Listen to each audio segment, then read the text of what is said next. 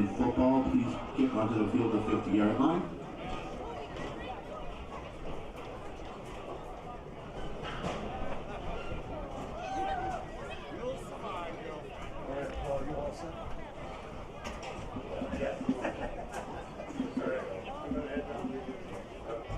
Thank you. All right.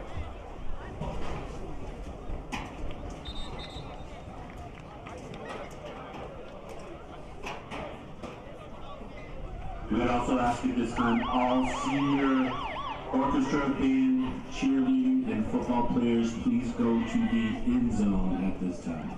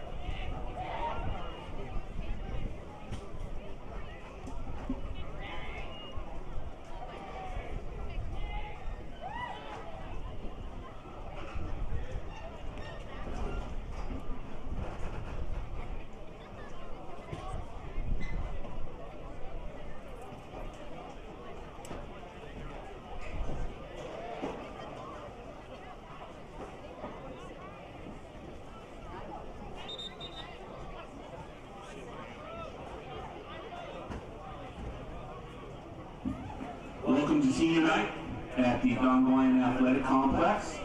Tonight we're recognizing seniors in orchestra, band, cheering, and football. We're going to start by recognizing the orchestra and band class of 2026. When their name is called, we'll ask them to meet their families at the 50-yard line. We'd first like to recognize Shylin Simus, daughter of Christina Simus Hall and Robert Hall and Joseph and Lovely Simus.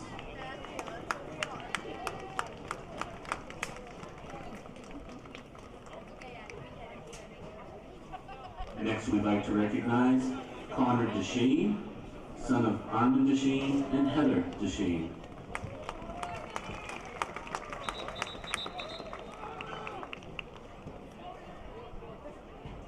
Next is Mariah Perkins, child of Sherry Terrell and Nathan Gardner.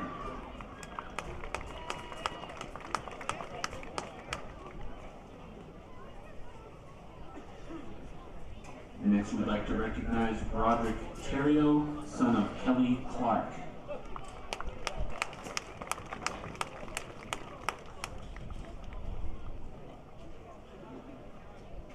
Let's recognize Jimmy Tedeschi, son of Jen Zayats and Eric Tedeschi.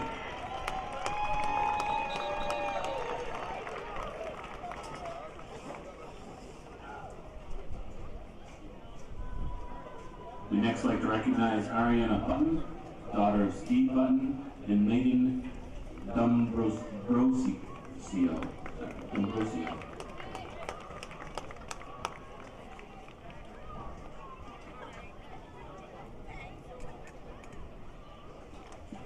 I'd next like to recognize Willow Cohen, daughter of Missy McDaniels and Jason Cohen, and sister of Jasmine Cohen.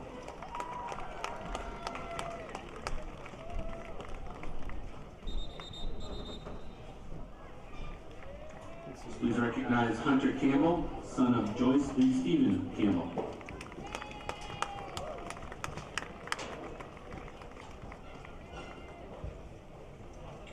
I'd like to recognize Brooke Tabor, daughter of Allison and Matt Tabor.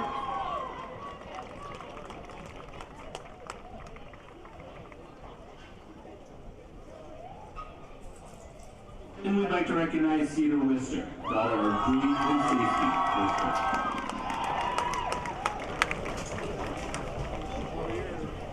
Let's congratulate our orchestra and band class of 2026.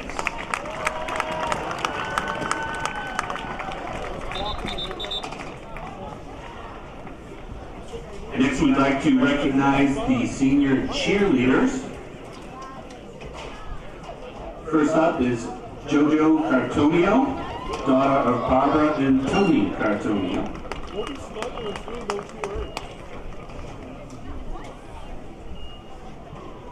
Next, we'd like to recognize Chloe Corbett, daughter of Allie and Jared Hoffman.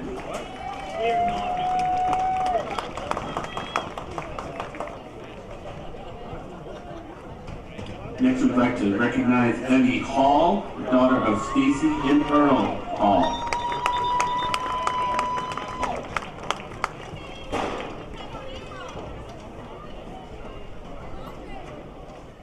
Next, let's please recognize Kaylee Sally, daughter of Heather Buck and Dustin Sally, and stepdaughter of Lucinda Turcotte.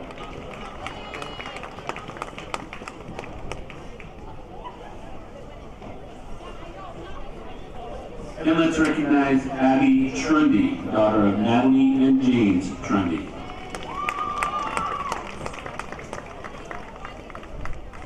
Let's hear it for our senior cheerleaders.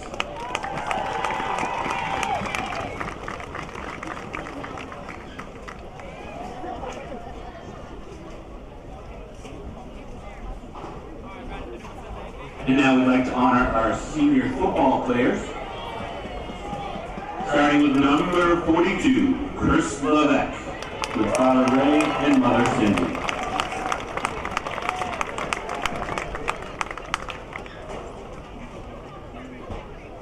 Next, number 23, Cam Roy, Father Chris, Mother Christina, Grandmother Lauren, and brothers Carter and Colton.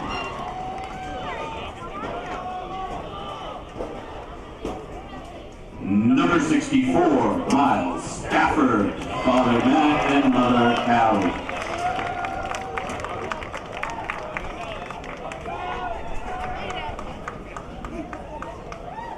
Number 50, Kirsten Wing, Father Luke, Mother Elizabeth, Brother Jackson, and Sister Chloe.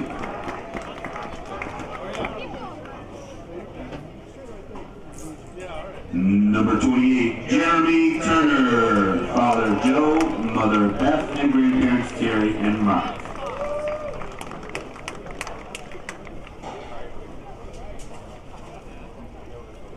Number 75, Jaden Mason, Father Christopher and Mother Amanda.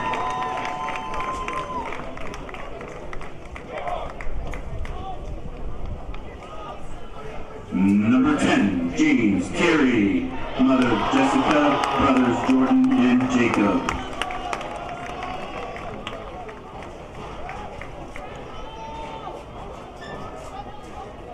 Number 3, Riley Perry, Father Nick, grandparents Diane and Doug, and sisters Kelly and Tatiana, and Uncle Jeremy.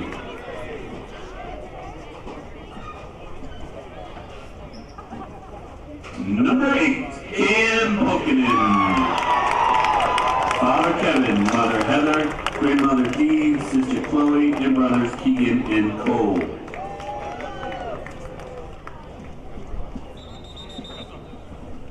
Number 32, Wyatt Grover, Father Danny, Mother Ashley, and Sister Juliana.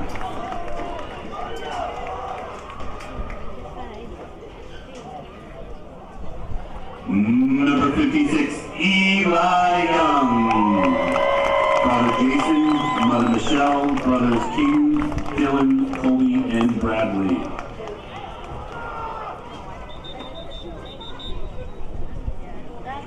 Number 15, Jackson Stack, Father Adam, Mother Megan, Stepmom Jen, Stepdad Wes, and Sister Lily.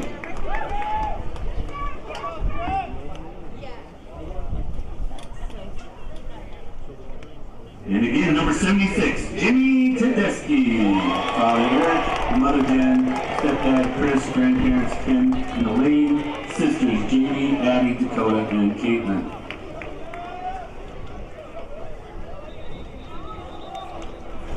Number 9, Dylan Truman, Father Ryan, Mother Devin, Sister Taylor, and Brother Hunter.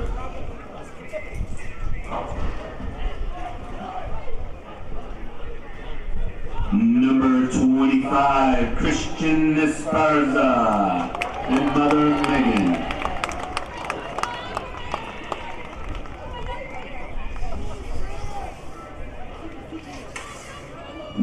Number 7, Curtis Fogg. Father Curtis, mother Jennifer, brother Walker.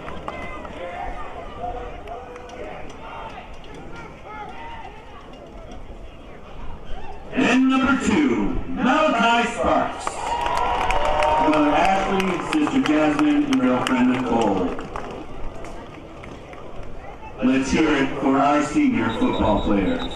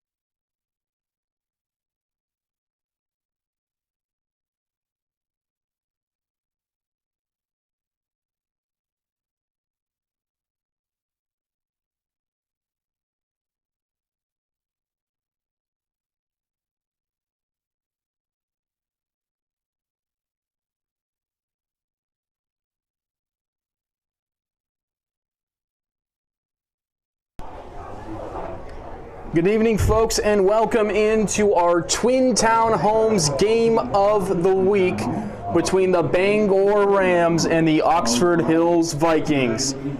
Happy Halloween, everyone. I'm Ryan Coolidge. Joining me up here in our broadcast booth, Stan Bennett. We have a good matchup in store. It's senior night here in South Paris for the Vikings. 17 different seniors recognized just before the game. But this matchup has serious playoff implications. It's the regular season finale for both of these squads, and both are fighting for a home playoff game. We'll get into a bit more of that here in a minute. Looking at their last games that these squads played in, Bangor traveled down to Auburn. They took down Edward Little on the road, outscoring the Red Eddies 35-0. Senior running back Zach Cota scored 3 touchdowns in that victory, including a 40-yard rushing score in the first quarter of that game. That gets the Rams record up to 5-3 on the season. Meanwhile, for Oxford Hills, they defeated Windham on the road last week, shutting out the Eagles 14-0. Now, Vikes were up 7-0 in the fourth quarter, and the Eagles drove down the field. Vikings held a goal line stand at the 2-yard line, which led to the very next play. Cam Polkinen, 98-yard rushing touchdown to seal the victory for Oxford Hills and clinch them into the postseason. That brought their record up to 4-4, tying them with the Deering Rams. Another team clinching a playoff spot, and now it's just up to the seeding. Bangor will be receiving the opening kickoff of this game, as the Vikings have elected to defer.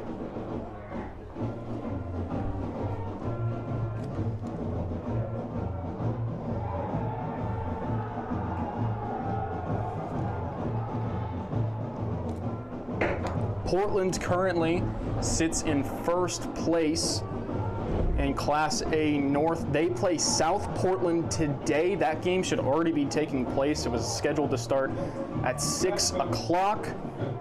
We have Oxford Hills and Bangor playing each other right now. And also Deering is taking on Windham today. All 3 of those games are extremely important for the playoff seeding. I'm going to try to see if there's already an update from the Portland-South Portland matchup.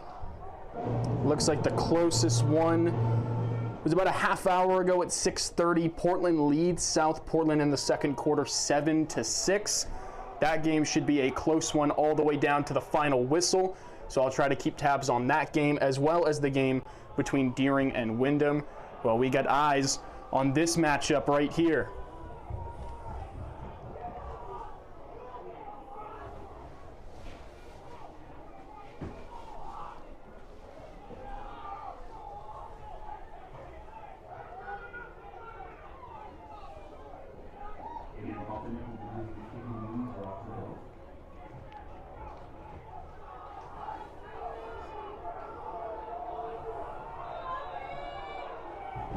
Cam Polkinen set to get things underway. He'll boot it. Up man, Zach Cota will take it for the Rams. Gets to the first wave of defenders. Curtis Fogg drags him down right around the 40-yard line. It didn't look like the Bangor return team knew that was going to happen. But regardless, Cota, with a nice return, sets up Bangor really well for their first drive. They're going to be led out there by senior quarterback Kyle Johnson.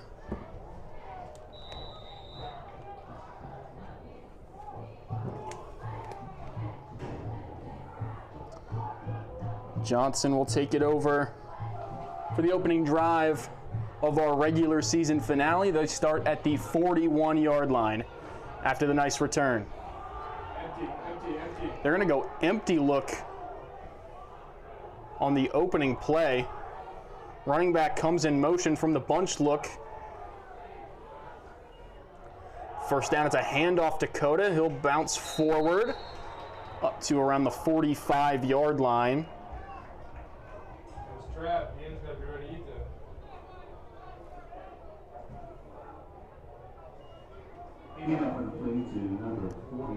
Gain of about 4 on that first down carry. Coda, another senior, a senior captain for this Bangor team. Scored 3 touchdowns against Edward Little last week, as we mentioned just a few minutes ago. They line up in the gun here on 2nd and 6. Direct snap, quarterback keeper for Johnson. He'll get right to around midfield is where they mark him. So it'll bring up a 3rd and short situation for Bangor on their opening drive. Right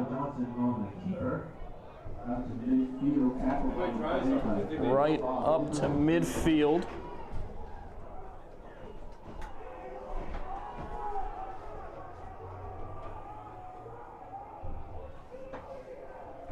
And Vikings will bring in their big set. Couple nose guards.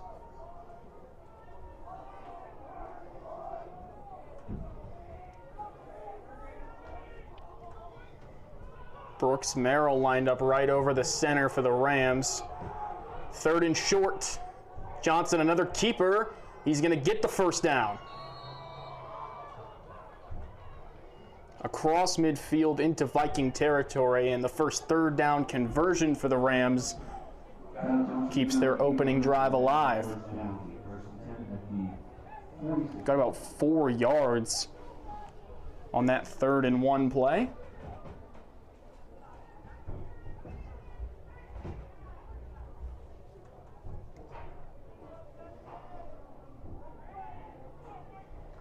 Last time these two teams faced off was last year in Bangor as the regular season finale, as we get set for a 1st and 10. Johnson's back to throw. Quick throw left side, just a little too high. Looking for Gavin Glanville-True on that pass. Sails over his head, and it's 2nd down.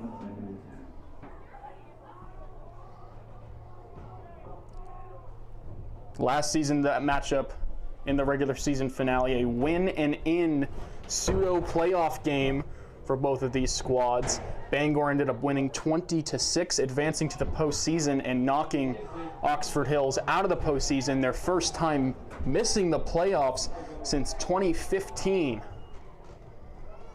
It's a quarterback keeper on the option play on 2nd down. Johnson up to the 44. It's a gain of 2, and 3rd and long coming up.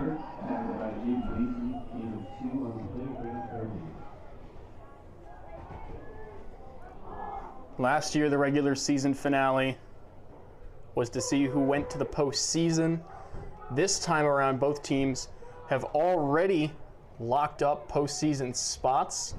This matchup's for seeding. If Oxford Hills wins this game, Bangor would likely come back down to South Paris next week for a playoff game. So it's back-to-back trips for them with a loss. Trying to draw the Vikings off sides with a hard count. They're not budging up front. 3rd and 8. Johnson throws it down the field. He's got a wide open receiver. He is gone. Trey Tennant, touchdown Bangor.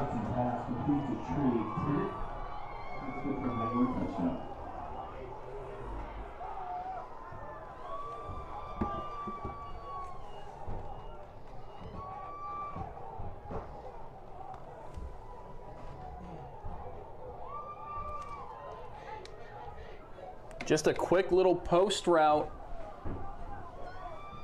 Catches the defense napping on that 3rd and 8. Went from trying to draw him off sides, he make it a 3rd and manageable, to scoring a 44-yard touchdown strike.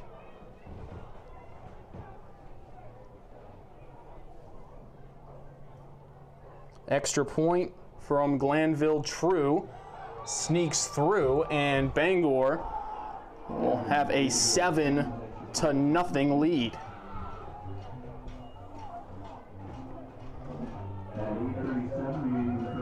8:37 remains in the first quarter of play. Bangor leads 7-0.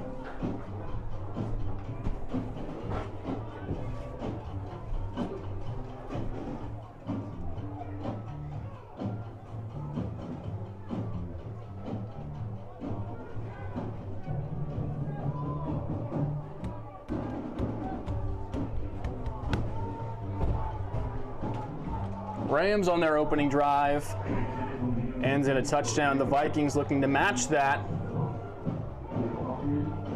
So they'll receive this kickoff. Polkinen and Cam Roy back deep to return for the Vikings. So Manny just scored the touchdown, Trey Tennant, to kick it away for Bangor. Polkinen fields it at his own 1-yard line, and he's going to take it out. Polkinen trying to get to the left side of the field, gets up, still on his feet up past the 25-yard line. Looks like they'll mark him at the 29. So a return of 28 yards for Polkinen. And they're going to mark him back a little shorter than that. Their official spot looks to be at the 27-yard line. And that's where Dylan Truman and the Vikings offense will start their first drive on this Halloween.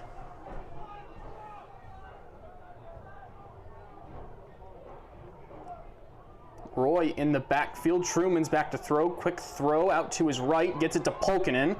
Trying to break through one tackler, but he's tripped up and falls down at the 35-yard line. Decent chunk on that play. Gets about 6-7 yards. And now it's second down.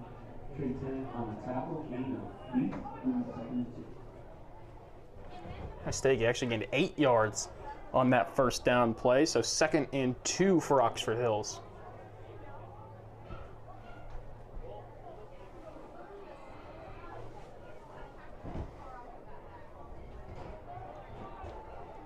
Roy still in the backfield. They hand it to him. Looking to get forward. Gets maybe 1 yard. Flag comes in at the tail end of this play.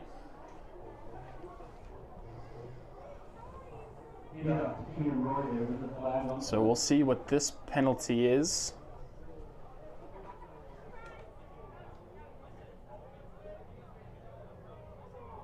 It's a face mask on the Rams. So a minimal gain on the second down carry, but the face mask tacks on 15 to the end of that and gives the Vikings a fresh set of downs.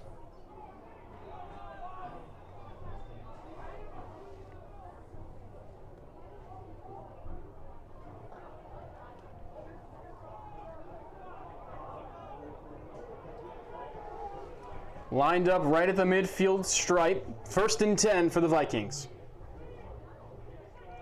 Motion man is Polkinen. Now Truman back to throw. Lets it fly down the left sideline. Stack adjusts and makes the grab. 30-yard chunk play on first down, and the Vikings in the red zone. Senior to senior. Complete to Jackson Stack. All the way down to the 19-yard line. That ball, a bit of a wobbler on that play, but it gets enough juice, and Stack is able to adjust to it, flipping the field almost for Oxford Hills. They have it at the 19-yard line officially for a 1st and 10. Sparks now in the game as the tailback. Send Grover across. They hand it to Sparks, trying to get to the outside. He's wrapped up and brought to the ground. That is Aiden Reichenbach on that stop.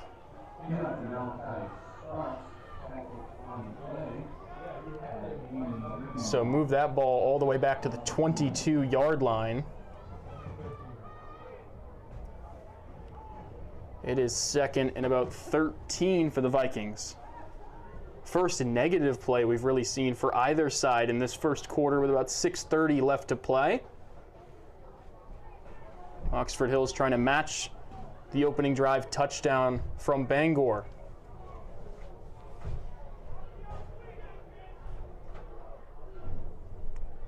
Truman back to throw, lets it fly. Corner of the end zone, just a little too far out in front of Polkin in that time. And it's going to bring up third down. Had him beat on that second and long pass right to the front corner of the end zone. Just a little too much under it. The wind might have affected it. There's quite a breeze out here on this Hallows Eve. But I'm not sure about that one. What I am sure about, it went too far, falls to the ground, and now it's third and long for the Vikings.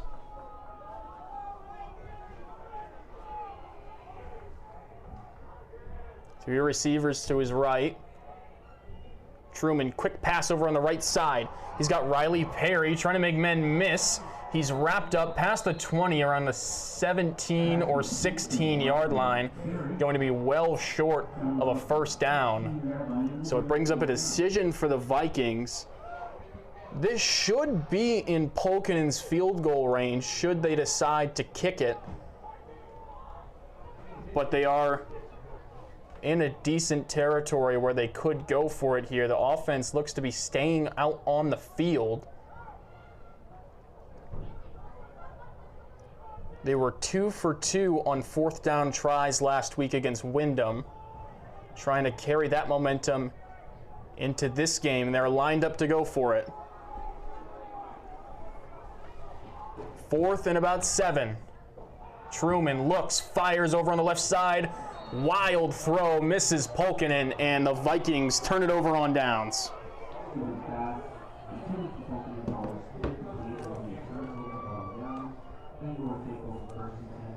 Promising drive from Oxford Hills falls flat. And with 5:15 left here in the first quarter, Bangor leads it 7-0.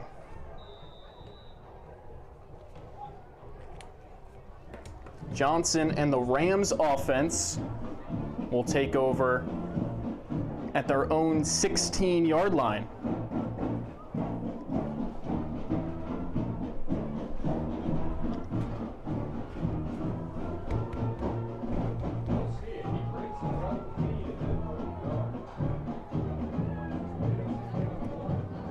Three receivers to his left as well as the halfback Coda.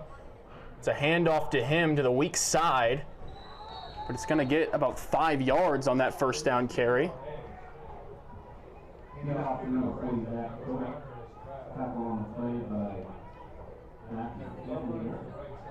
More than 4, about 8 yards on that first down carry, rather.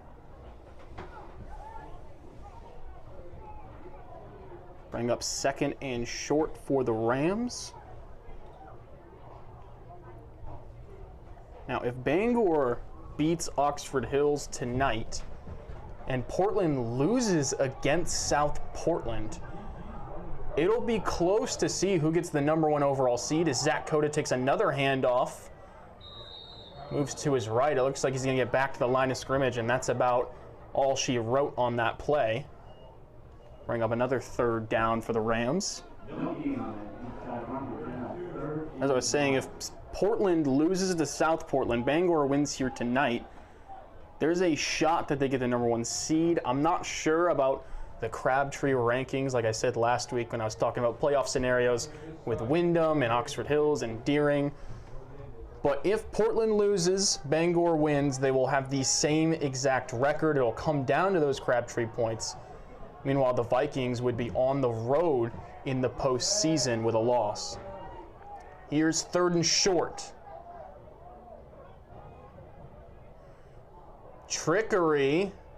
Direct snap to the running back. It looks like he's got enough for the first.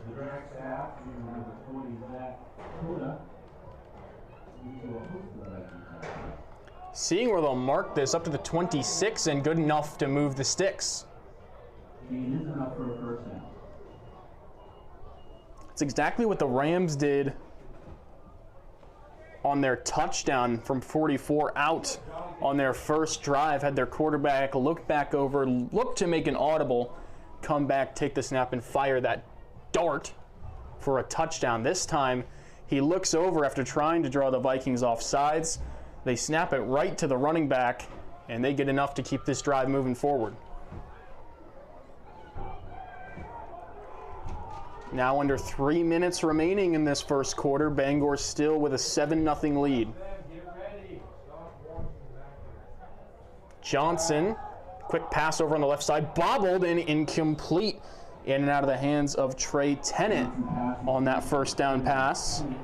Bring up second down.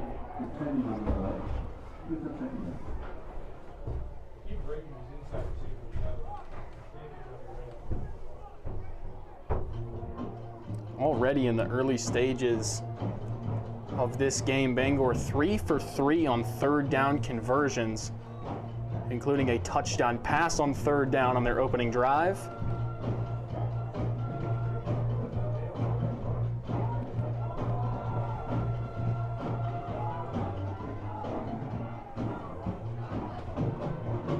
Second down, receiver comes in motion. They fake the handoff. Johnson keeps it himself. Falls at the 29-yard line, gain of 3, and bring up 3rd and 7 for the Rams. As I just mentioned, they are 3 for 3 on third downs. Their touchdown they threw on third down was on a 3rd and 8. This is a yard closer to the mark than that play. And the second third down on this drive in their own territory.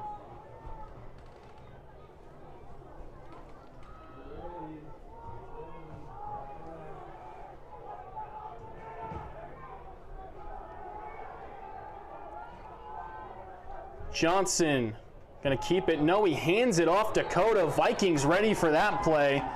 That goes for next to nothing, and it'll bring up 4th down for Bangor. Looking like they were going to run that quarterback keeper that we've seen a lot of teams in Class A do this season. This time the running back counters, cuts back, gets the handoff, but the Vikings ready for that play, stop him in his tracks, and set up a 4th down. Punt is away from Johnson. It's going to bounce and roll out of bounds. And the Vikings will get the football back.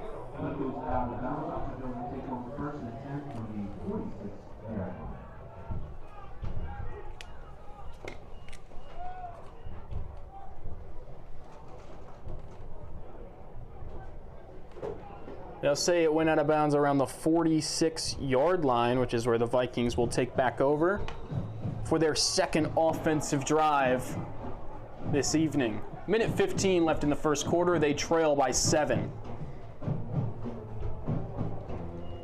First down snap. It's a handoff to Cam Roy. Bounces, trying to get it to the outside. It looks like he gets maybe a yard on the first down carry. What he was hit in the backfield, ran right into one of his own linemen that time. So gets a yard out of it up to the 47-yard line.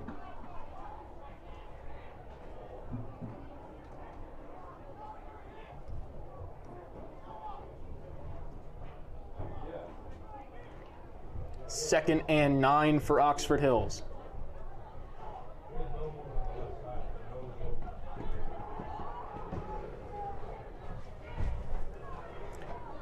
Polkin on the jet sweep, gets it up past midfield. He's going to be right around the marker.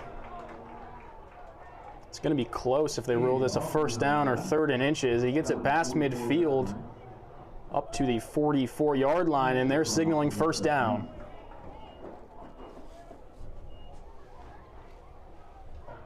So clock winding down in this first quarter. Time enough for maybe one final play before we flip the field and head to the second.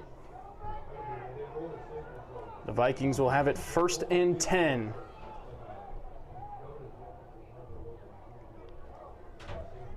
Truman, quick throw over to his left. He has Jack Stack up past the 40, brought down right at the 35-yard line. And that will do it for this first quarter. It'll be 2nd and 1 when we're back for the second quarter. Gain of 9 for the Vikings on that first down play.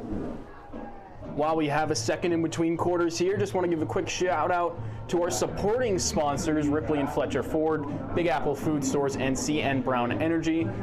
Huge shout out to those for being this year's supporting sponsors for high school sports on WOXO and on BRG Sports. If you or someone you know would like to become a sponsor of Vikings varsity football and basketball, as that is right around the corner on WOXO and BRG Sports, just go ahead, pull out your phone and call 207-743-5911. One more time, 207-743-5911. In between quarters, I'll see if I can't find any scoring updates. It's probably a little too early for any of the 7 o'clock games, but we might have an update on the Portland-South Portland game. We do, from right around kickoff of this game, Portland was leading South Portland in the second quarter 20-6, starting to run away with that game, but don't count the Red Riots out quite yet. There are only 3 losses on the year to the 3 top teams in Class A South: Thornton Academy, Bonnie Eagle, and Noble. 2nd and 1 as we get back for the second quarter. Truman, screen pass to Perry. He gets forward. He's going to lose a yard on that play. I don't think he got back to the line of scrimmage. And it'll be 3rd down.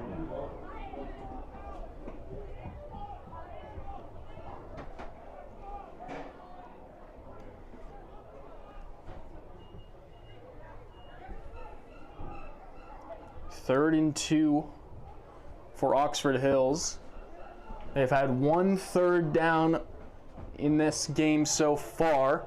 Failed to convert on the 4th down following that. They have it 3rd and 2. It's a handoff to Roy. He's going to be stuck in the backfield by the Rams. No chance that time. Zach Coda making an impact on the defensive side of the ball this time, and brings the Vikings to another 4th down, where they have another interesting decision to make.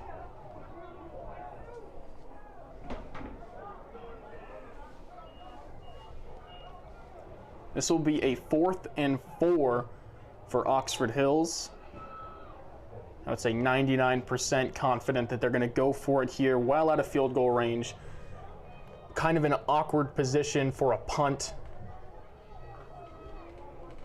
So they will go for it. Empty backfield on 4th down.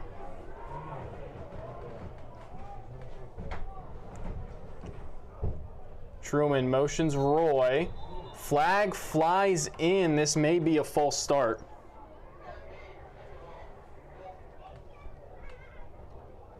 The side judge actually signaling toward the Bangor side.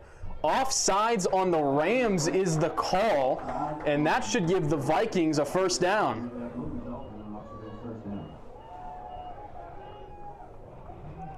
Waited to call it until there was a man in motion, but that puts the ball all the way up to the 33-yard line and gives the Vikings a fresh set of downs.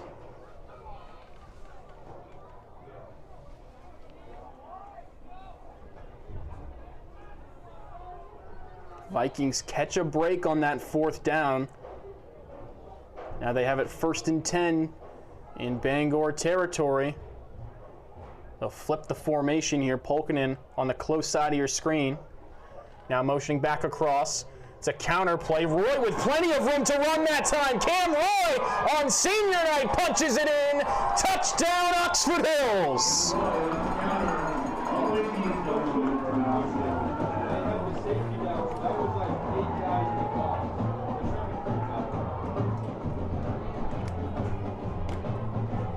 Cam Roy, one of the 17 seniors on this Vikings football team, being recognized earlier this evening, scores the tying touchdown in what may be his final game here at the Gwine.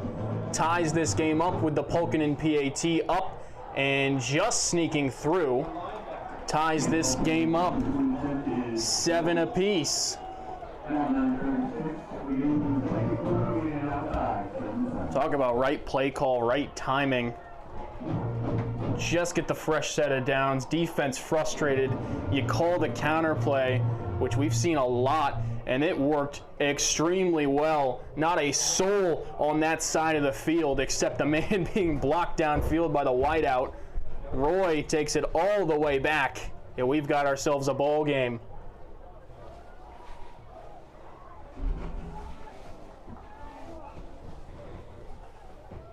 Hey, Coach, they keep running counter and grab the kicks.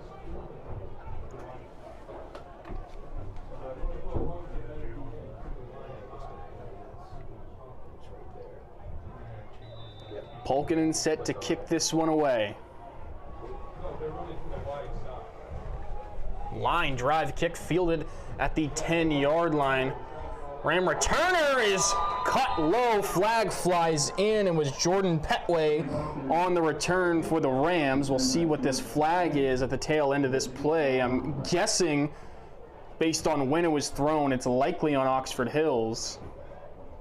But I can't confirm it yet until we see the official signal. For the time being, the ball is placed at the 28-yard line. It's holding on Bangor as the call came in, so Curtis Fogg making that tackle as the holding call.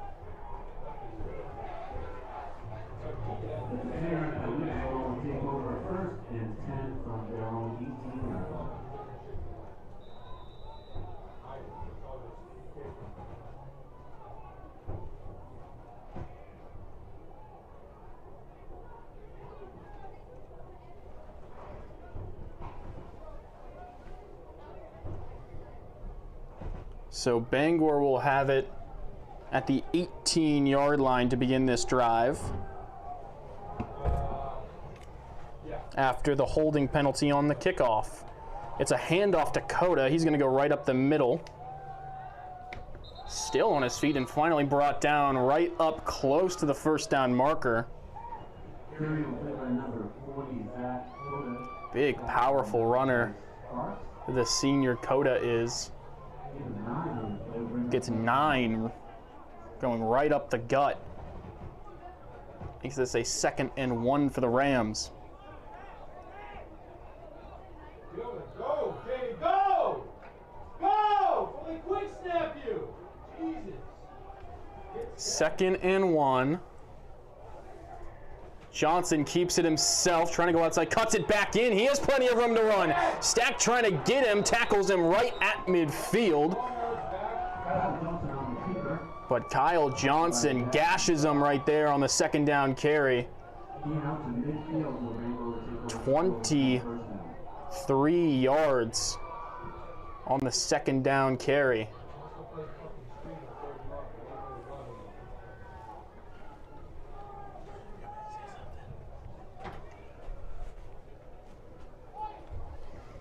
First and 10 right at midfield.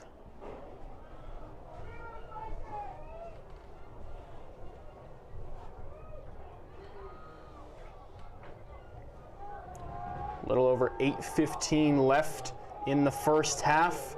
This game tied at 7. Motion man across, Summerlin. He gets it, flying in, ball's on the ground. Vikings recover. Curtis Fogg knocks it loose. And the first turnover of the game comes on the jet sweep by Bangor.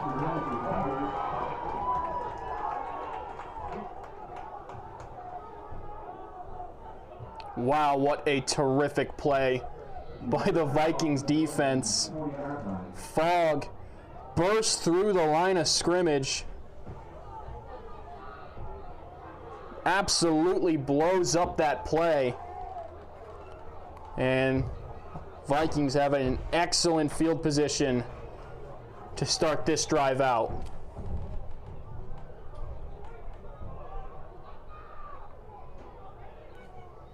First and 10 for Truman and company.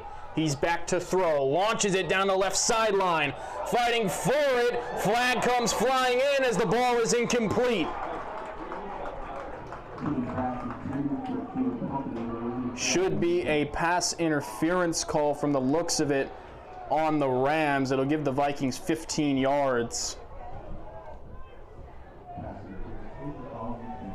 And that call is confirmed down on the field. They'll move this ball all the way to the 25-yard line.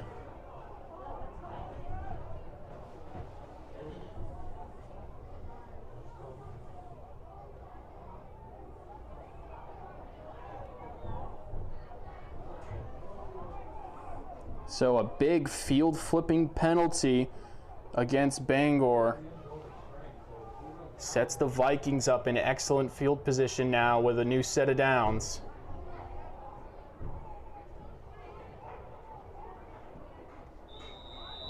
They're taking their time getting to the line. They finally walk up. Sparks the back with Truman. Pulkinen in motion. And they will call this play dead. False start on the Vikings.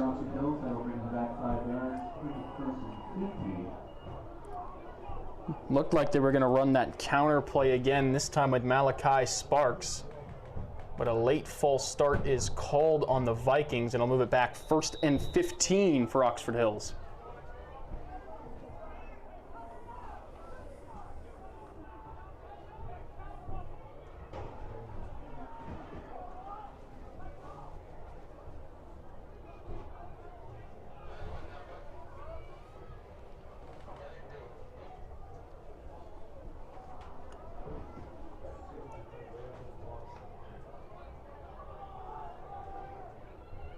They'll come to the line. Empty backfield for Truman.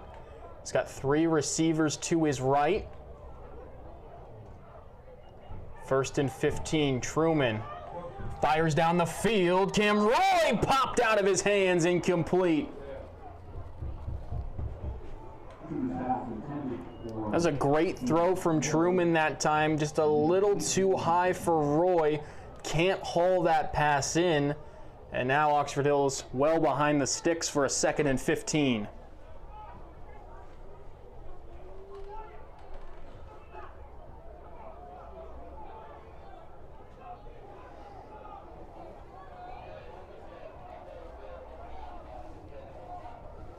Vikings looking to take the lead on this drive. Tied up at 7 with about 7:49 left in this first half. They go empty once again with Truman.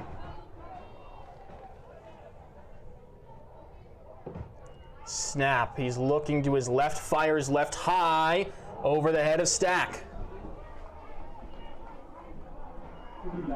So back-to-back incompletions following that false start make it 3rd and 15 for Oxford Hills. At this stage, I wonder if they might try to throw it in front of the sticks, hoping they can get by, but if they don't, it should be well within Pulkinen's field goal range, as we have a timeout called by the Vikings, as they're going to talk over this 3rd and 15. Pulkinen did almost miss the extra point, so with the wind, I think that shrinks his range down quite a bit. I think that may be why they went for it on that first 4th down that they faced, where they turned it over on downs. The weather playing a factor in this game. I really thought, I was talking to Stan before the game, I really thought that we were going to see a lot of the run game early in this game, but both teams not afraid to throw it with the wind this evening. Already seen one 44-yard touchdown pass that was on Bangor's opening drive in the first quarter. So neither of these teams is afraid to throw it downfield, but it may affect their kicking distance. Especially, that's something to look out for as we get into the late stages of this game, where a field goal could make the difference. Time being, it's 3rd and 15. Roy is the back to Truman's right. Takes the snap, he's back to throw, steps up, looking to run, fires it. It is going to be short, popped out and incomplete. It was Trey Tennant on the coverage looking for Cam Polkinen. Incomplete, and 4th and 15 due up.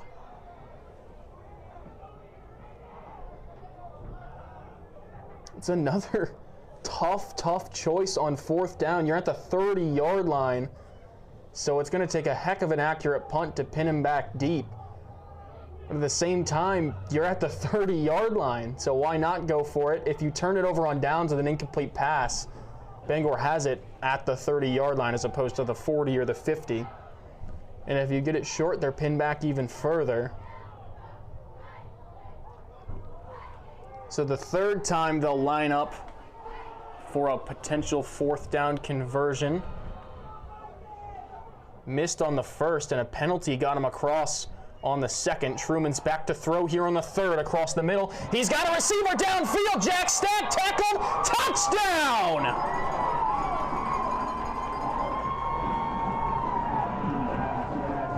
Stretching it across. Jack Stack takes the lead for the Vikings from 30 yards out.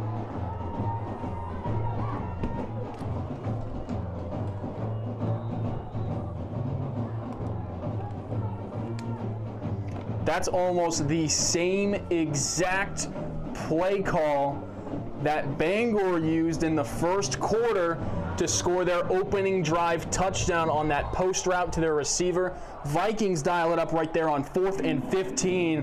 Convert in a big way. Polkinen knocks through the extra point. And with 7:28 left in this 2nd quarter, Vikings now lead it 14-7.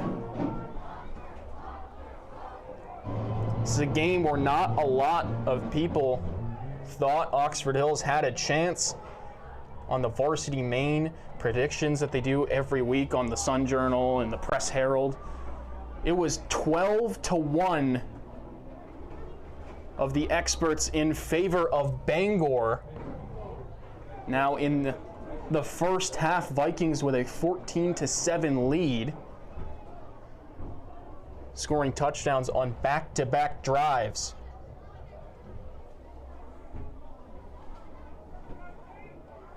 A win for the Vikings could mean a home playoff game next week if the points shake their way in the Crabtree system. It would have Oxford Hills and Bangor with the same exact record should the Vikings win this game. As Polkinen knocks that one deep down the field, fielded at the 5-yard line. Here's the return from the Rams. Gets to the first wave, but is stuck in the 2nd. Petway on the return that time. Bangor will take over right around the 25-yard line. Call the 24. There's another flag down I'm seeing right close to the football. Personal foul is on the Vikings.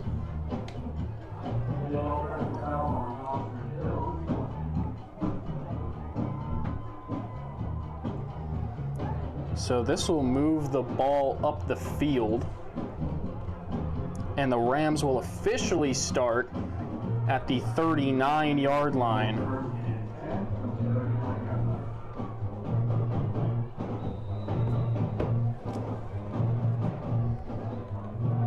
This is the Rams' best starting field position since their opening drive when they started at the 41. Here's a keeper for Johnson.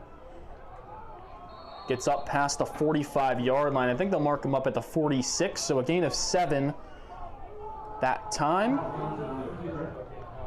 2nd and about 3 due up for the Rams, and they're getting right back on the football.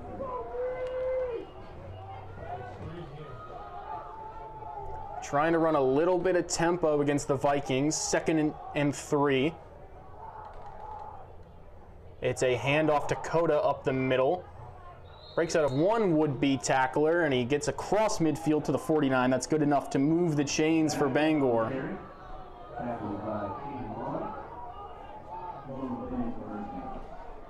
They'll get right back on the ball again. Same formation for the Rams. 1st and 10.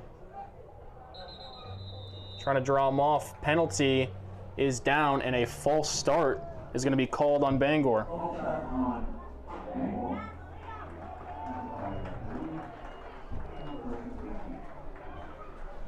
Trying to draw the Vikings offsides again. This time it's their own linemen that move. Push them back 5. Make it 1st and 15. We're nearing the halfway point of this second quarter, so I just want to remind everyone that during the halftime break, we'll have our Coastal Auto Parts Napa halftime show. We'll go over a little bit of the first half, try to get some updates from other games going around the state. In every other class besides Class A, it is playoffs for Class B, C, D, and both 8-man football classes. So maybe if there's some interesting games, we'll check in on those. But for the time being, about 6 minutes left in the second quarter. It's 1st and 15. Ball is on the ground. Johnson lost it on the transfer, but he's able to recover his own fumble. And it looks like there's an injured Viking on that play.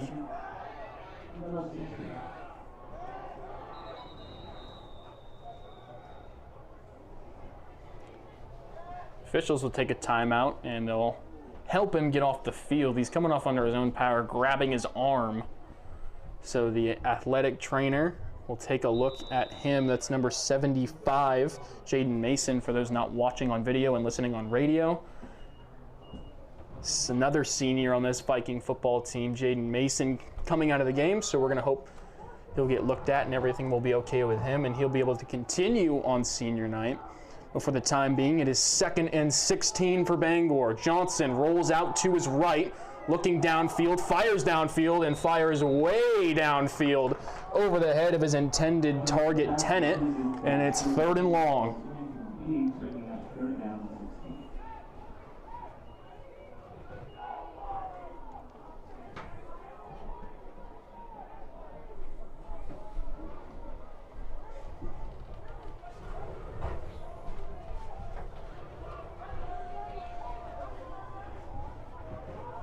Bangor needs to get to the Vikings' 39-yard line to keep this drive alive. 16 away. Coda in the backfield for the Rams.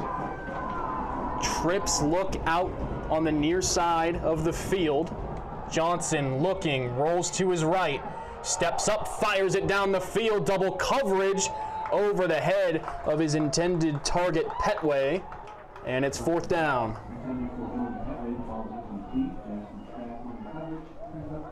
A couple Viking defenders right there on Petway. Ball sails over everyone's head, and the Rams in punting formation facing a 4th and 16.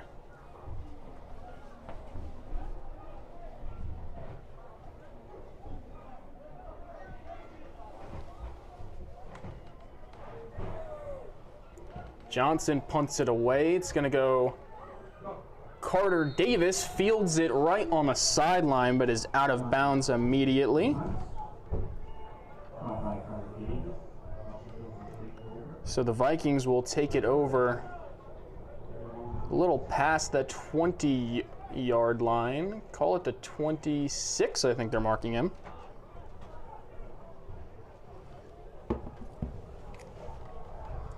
So after their opening drive touchdown, Bangor 2 punts and a fumble. Meanwhile, for Oxford Hills, after turning it over on downs on their first drive, they have scored on back-to-back offensive series. This would be number 3 with about 5 minutes left in this first half. Grover moves across in the formation. It's a handoff to Roy. He's hit right at the line of scrimmage. He's going to get forward for a couple yards, but not much to speak of that time. Up to the 28-yard line.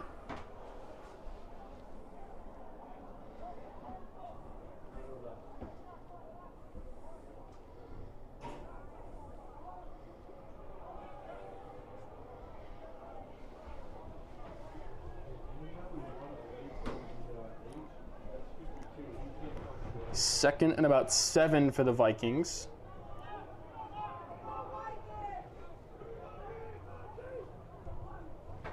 Sparks in the game at tailback.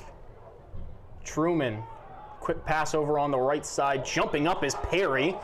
Gets the first down and a little extra wrapped up by Zach Cota. Should be up to about the 38-yard line. Riley Perry, another senior for this Vikings football team, moves the chains for Oxford Hills.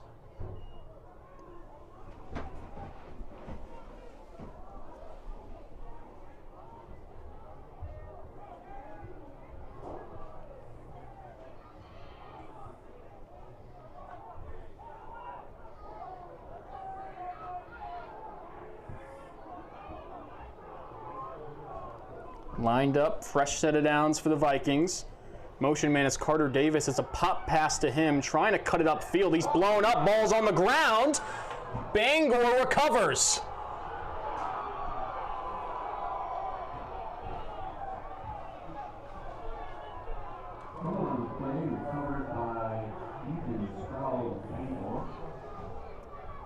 So a jet sweep for Bangor results in a fumble after the play's blown up.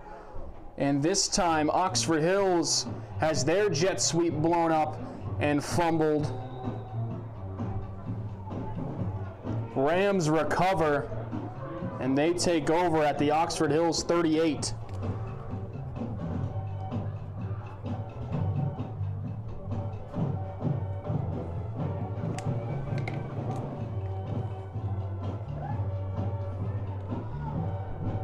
First time for Bangor starting in enemy territory.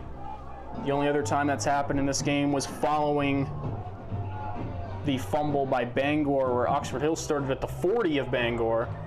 That drive ended in a touchdown as Kyle Johnson, stumbling, moving past tacklers, and gets up past the 30-yard line.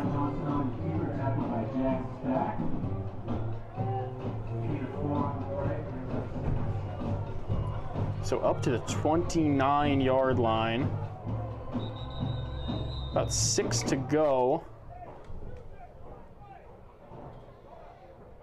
And the officials are yelling at the Oxford Hills band to stop the music while the teams are playing,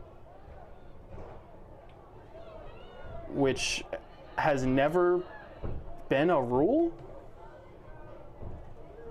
As long as I can remember, the band here has played while their team's defense is on the field, but they were just told very loudly they are not allowed to play while the game is going on. Only during breaks, as there's a handoff to Zach Cota. Sparks gets back there. Cota able to get forward for a couple yards. But a nice hit initially by Malachi Sparks. It goes as a gain of 2. So a nice job by Cota getting positive yardage out of that play. It brings up 3rd and around 4 yards for Bangor. Rams are 3 for 5 on 3rd downs in this first half as we near 2 minutes left to play.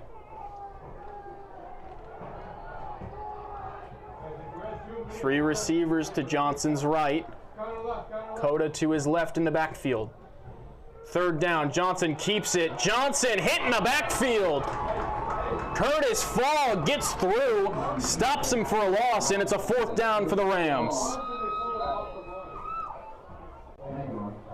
Timeout is called by Bangor after that play. They'll talk over what they want to do on this 4th down play.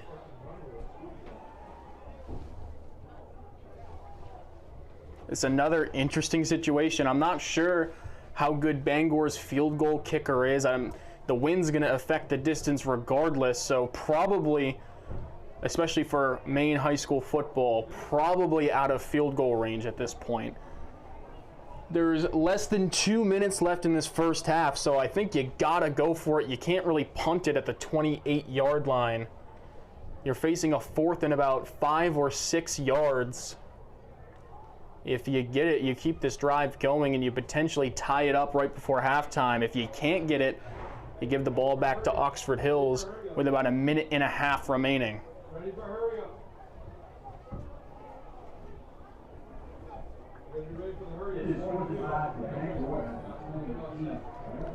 Fourth down for Bangor. Offense out on the field.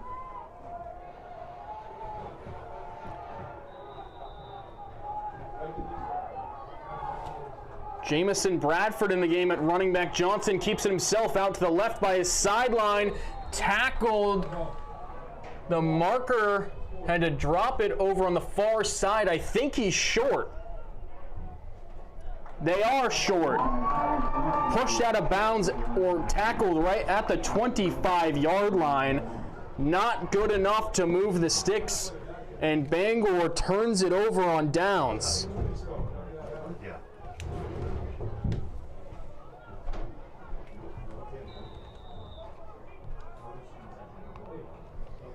So the Vikings take over. 2 timeouts with about 1:37 showing on the clock remaining in this first half.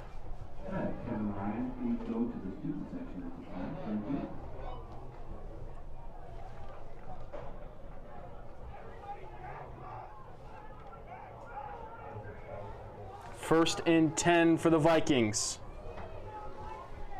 Jet motion, it's another counter run. Bangor ready for it this time. Roy with no room to get anything going. He goes backwards, losing about 3 yards on the first down carry. It's second down and long.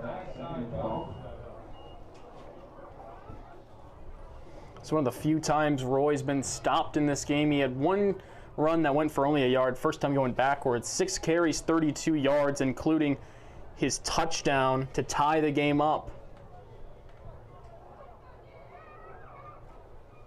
But right now, Vikings lead by 7. It's 14-7. Clock ticks under a minute to go. Empty backfield. They send Tucker Hilden in motion. Screen pass to Cam Roy. Cam Roy with plenty of room to run. Cutting up field. He's tripped up and tackled just shy of the 40-yard line on the screen pass. And it looks like the Vikings may have called timeout. Yes, they have. So they get up to the 38-yard line. Good enough for a new set of downs. And with 44 seconds remaining, Vikings call a timeout to preserve the clock. Looking to double up right before half. The Vikings will receive the second half kickoff after winning the coin toss and deferring. So a good chance for them to extend their lead before and after halftime if they're able to punch in a score or kick a field goal before the clock hits zeros in this first half. Their offense has really, it's been clicking. It's been working well this game. A few overthrows and, of course, the fumble on the last drive. But other than that, they've looked really solid this game. Vikings go empty once again.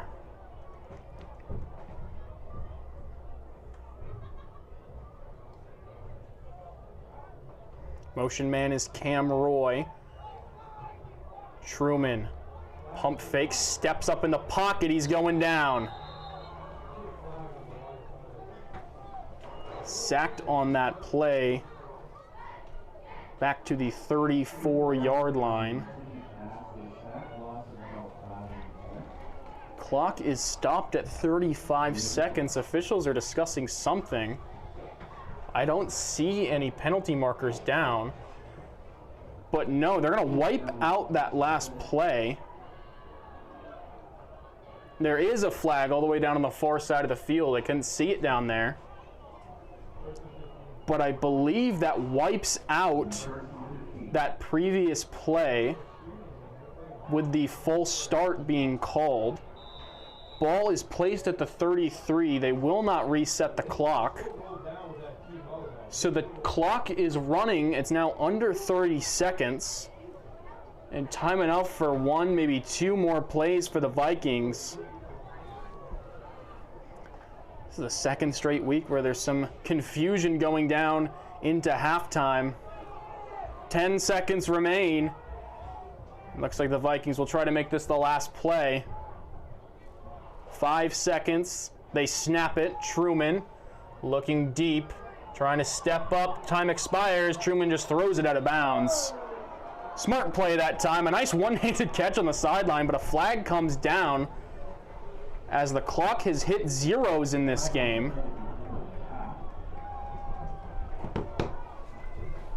Vikings heading for halftime. Officials wave off the flag, and that will do it for this first half of action in our Twin Town Homes game of the week. Oxford Hills, they lead 14-7. We're going to take a short break, but we'll be back with our Coastal Auto Parts Napa halftime show here on 92.7 and 100.7 WOXO, and of course on BRG Sports.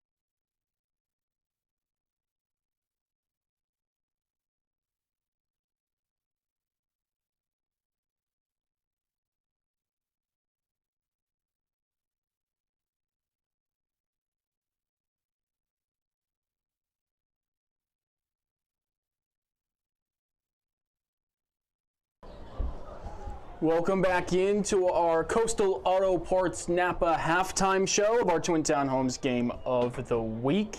Oxford Hills at the half leads Bangor 14-7. Sure, a bit of a surprising score, as most of the experts in the Sun Journal, the Press Herald, predicted 12-1 Bangor to win this game. Right now, Oxford Hills up at the half. Looking at some of the other scores in Class A and around the state, Portland in the fourth quarter is leading South Portland 20-6. If they hang on and win that game, they have clinched the #1 seed in the Class A North playoffs. Scarborough and Bonnie Eagle. Bonnie Eagle's up big in that game. At halftime, the Wyndham and Deering game, another big game in terms of playoff seeding. That game is tied 0-0 at halftime as of 8 o'clock. No score in that game. Trying to look at other different, maybe close games across the state. What was Varsity Maine's game of the week? Mount Ararat and Yarmouth. Mount Ararat leads 16-0 in the second quarter of that game. We have another close game. I believe this is 8-man football. Dexter and Orono, 38-34 in the fourth quarter in favor of Dexter in that T-Mobile contest. They finished third place, I believe, out of the 25 teams selected. 20 or 25 teams. And a lot of the other games are looking like blowouts. Foxcroft Academy and York separated by 7 at half. Mazzalonsky and Skowhegan separated by 7 at half as well. And a lot of the other games look like blowouts. But we are ready to get the third quarter back and underway. Oxford Hills, they have the lead and they're about to have the football as they will be receiving the second half kickoff.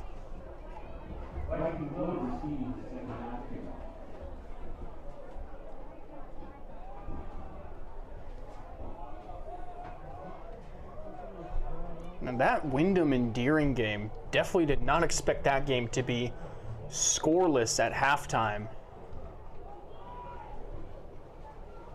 If Wyndham beats Deering, I believe Deering would be the 4 seed, so it would clinch Deering versus Portland and Oxford Hills versus Bangor. The Rams would travel to play the Bulldogs, and the result of this game would likely depend or determine who would have home field advantage in next week's playoff game. For now, the Vikings 24 minutes away from winning on senior night on Halloween. But Bangor down, but not quite out of it yet. They are set to kick this away. Trey Tennant back to return. Cam Roy and Cam Polkinen. Line drive kick bounces at around the 15. Roy scoops it up toward the middle of the field. Breaks through a couple would-be tacklers. Here he goes up the sideline, looking to get a block. Past midfield, past the 40. Still in bounds. He stepped out. He stepped out of bounds right around the 30-yard line. But wow, what a return to start the second half. Excellent call by the officials right there, right on the spot. He was pushed from behind, just couldn't keep the toes in bounds. Out of bounds at the 31, which is where the Vikings will take over. But an incredible return to begin this second half for the Vikings.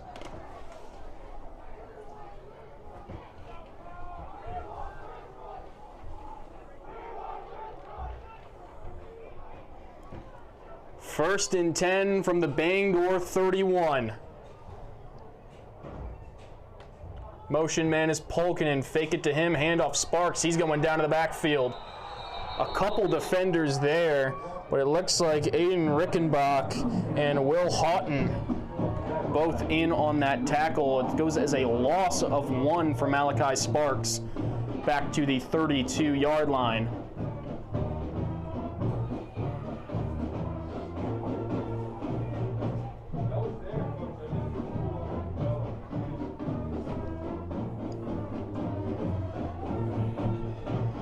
We'll try to give more updates of games going around Class A and around the state as those games near the end. We're in the second half here. Portland and South Portland should be ending shortly. But it's 2nd and 11 here in South Paris. Truman, quick snap over to his left is the throw. Stack catches it. He's up past the 25-yard line. Marked right at the 24-yard line. Goes a gain of 9 on 2nd down and bring up 3rd and about 3.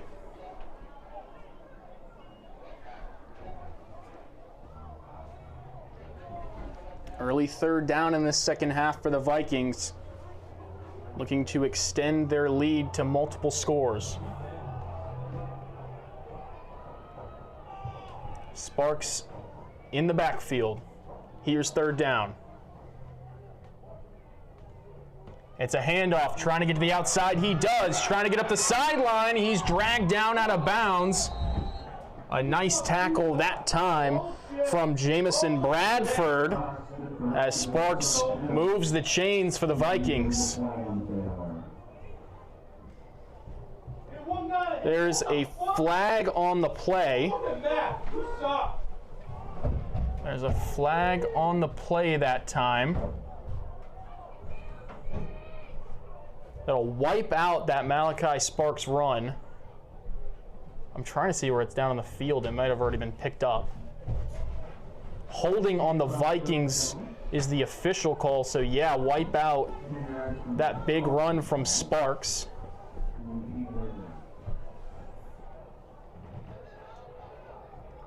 Ball now placed at the 31-yard line. Back at the original line of scrimmage, and it's 3rd and 10.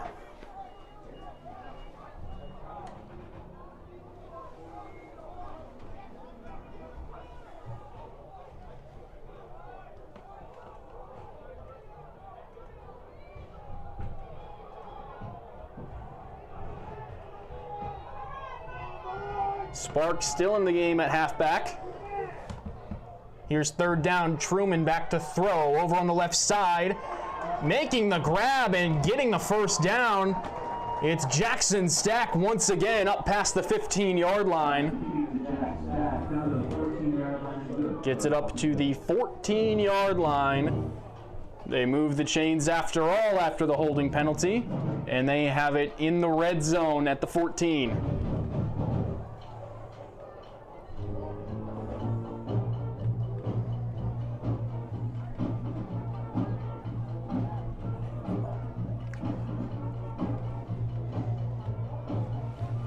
About 9:35 left here in this 3rd quarter.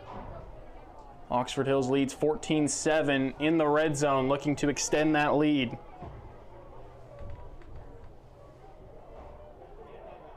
Truman takes the snap. He rolls out to his right, has to cut it back, but he's going down for a loss.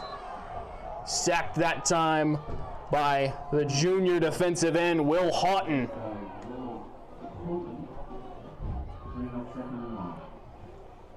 Sacked all the way back at the 24-yard line. It's a loss of 10 on 1st down. And they've got a lot of work to do facing 2nd and 20.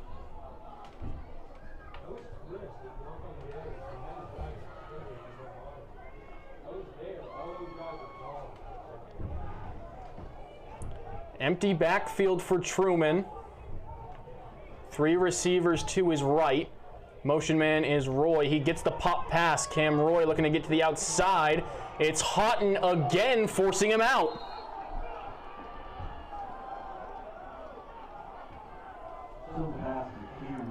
Sealing the edge, keeping Roy in front, and finally pushing him out of bounds. I think he lost 2 yards on that play, so another TFL for Houghton. It is 3rd and 22.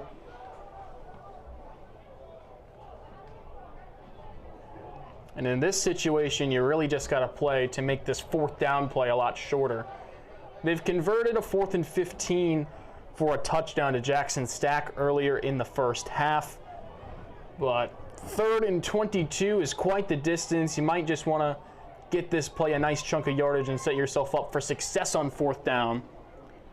Meantime, here's 3rd down. Pass down the field over the head of Jack Stack in the end zone, and it's 4th down.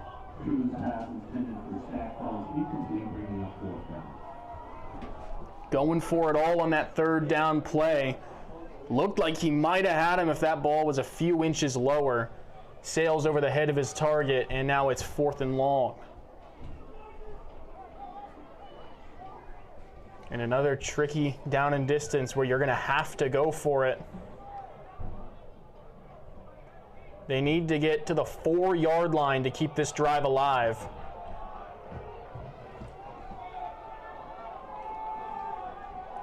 Here it is, 4th and a country mile. Truman fires it left side. It's incomplete. A defender got a hand on it. Couldn't complete the catch. It is incomplete. And a turnover on downs for the Vikings.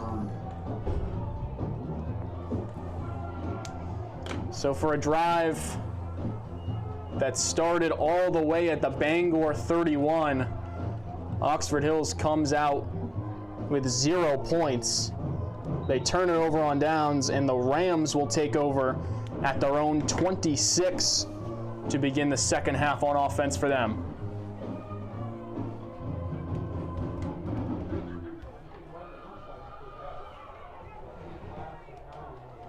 And now the Rams going empty on 1st and 10. Johnson, quick pass over to his left. He's got his receiver. Petway with the catch that time. Mason Ridley right there for the tackle, forcing him out of bounds. Gain of 6 on that 1st down completion to number 6. It is now 2nd and 4.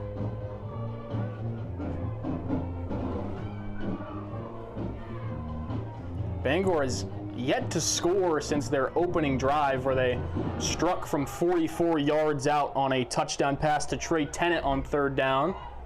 Since then, they've punted twice. They have a fumble lost and a turnover on downs. Johnson's carry on 2nd down, good for 5 yards and a 1st down.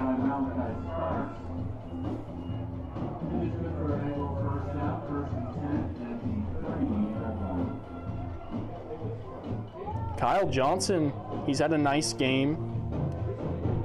50 yards through the air, 62 on the ground on 12 carries, plus the touchdown pass. He could be a good candidate for our Topsom Tractor of Norway player of the game if the Rams end up winning this game. If you're watching on Facebook or YouTube, you have a different player in mind, feel free to leave it down below. I'll be checking those, see what everyone else thinks. As now, fresh set of downs, 1st and 10 for the Rams. And ball's on the ground. Confusion on that snap from Bangor. The Vikings say they have it, and the officials tend to agree. Fumble is recovered by Kirby Vaughn. Right here in the middle, kind of see, lost in the transition between the 2 backs, and Kirby Vaughn falls on it. Play recovered by Oxford Hill. And the Vikings force their 2nd fumble and a 2nd fumble recovery. They start at the 36. Here's a run. Cam Roy cuts it up the gut. Now he's breaking through tackles. My goodness. Past the 20, around the 16-yard line. What a carry that was for Cam Roy.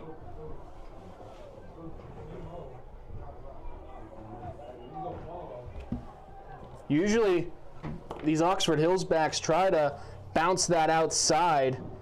Not this time. Roy goes right up the gut, lowers the shoulder, drives right through an opponent, and gets a nice carry on 1st down.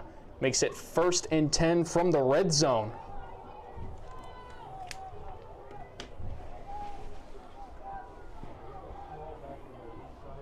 Roy in the game at halfback. Polkinen comes in motion. Fake it to him. It's a counter run with Roy. But Zach Coda of Bangor right there to force him to the ground. I think Roy might have gotten a yard on the first down carry, so it's 2nd and 9 due up for the Vikings. About 6.5 minutes left to play in this third quarter. Vikings on their opening drive of the second half turn it over on downs, and then they force the Bangor turnover. They have it once again in the red zone, looking to make this a 2-score lead.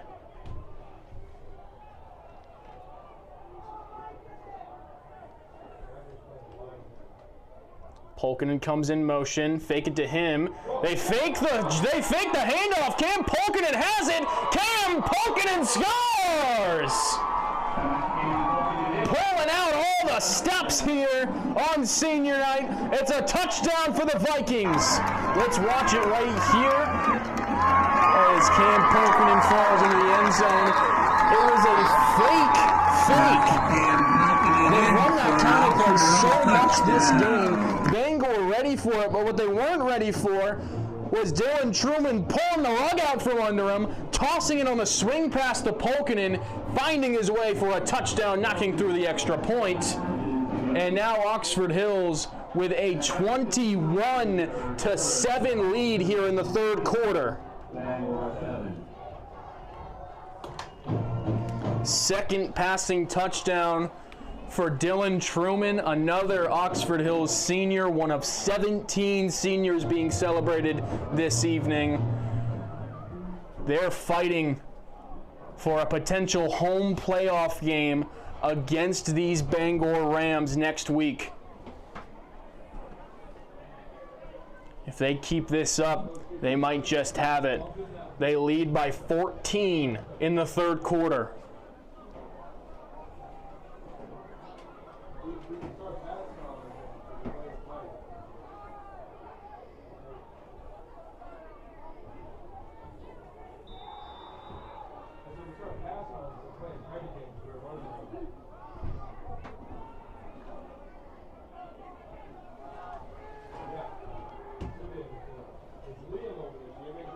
So Polkinen set to kick this away, now nursing a 2-score lead. It's a deep down the field, fielded at the 4-yard line by Petway. He's looking for somewhere to run. He finds a crowd of Viking defenders, headlined by Malachi Sparks. It's going to be short of the 20-yard line, officially at the 19, I believe, is where they'll mark him. So now Kyle Johnson leads his team back out onto the field. Down 2 scores. They haven't put it in the end zone since the opening drive of this football game. Looking to claw their way back into this one.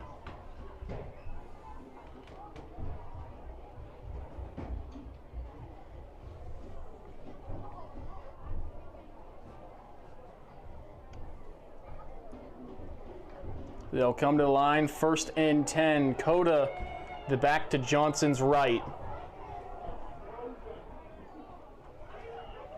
Johnson back to throw, quick over on the left side. It's caught by Petway. He gets up past the 25-yard line, right around the 27. So a gain of about 8 yards on that first down catch and throw. 2nd down for Bangor.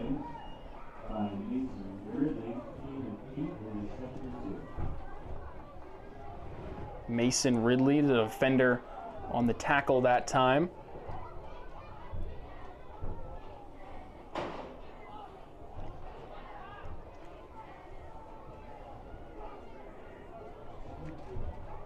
Second and 2 for the Rams. It's a handoff to Coda right up the middle. Zach Coda with room to run. Get to the first wave of defenders. He's tackled from behind by Cam Roy, but he gets well past the 40-yard line. Looks like they're marking him at the 43, and they're getting right back on the football. Biggest rush of the game for Coda, the senior. Gives the Rams a new set of downs. They're at the 43-yard line. On the ball, Johnson. Quick throw over to his right. He has Petway again. Breaks through a couple tackle attempts. Malachi Sparks brings him down from behind. But they're going to mark him up past midfield. into Oxford Hills territory, right around the 40-yard line, I think at the 41. Yes. So now into Viking territory, getting right on the ball again. Trying to play tempo with this Vikings defense.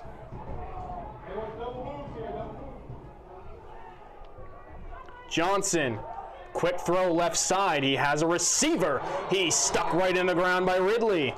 Nice catch over there. Gavin Glanville-True hauling that one in through the contact. It'll bring up second down for the Rams from about the 37-yard line. Officially a gain of about 4 yards on that first down play, and now they'll get back into the huddle.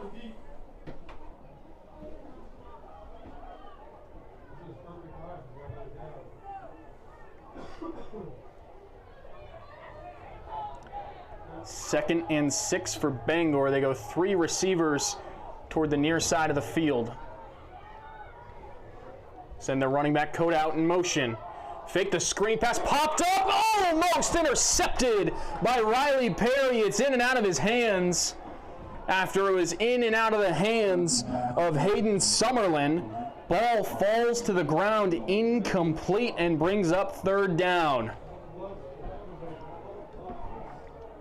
Almost another unlucky series of events for Bangor. That time, ball falls to the ground and they get a second chance, as it looks like Kyle Johnson's over on the sideline with his helmet off. So they're going to be putting in a backup quarterback for this play. I think he might have got rocked hard on that pass. So he's come out, taken a breather, and into the game at quarterback is Alex Tennant, a sophomore for this Rams team. His first snap, 3rd and 6, Tennant, bubble screen. It's caught. Petway is short of the first down.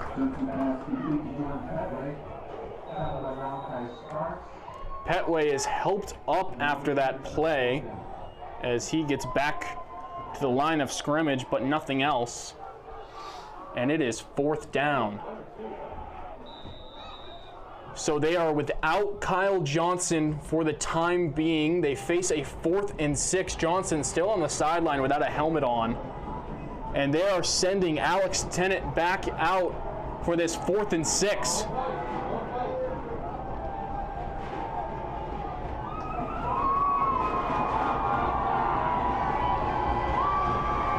Vikings crowd is rambunctious for this 4th down.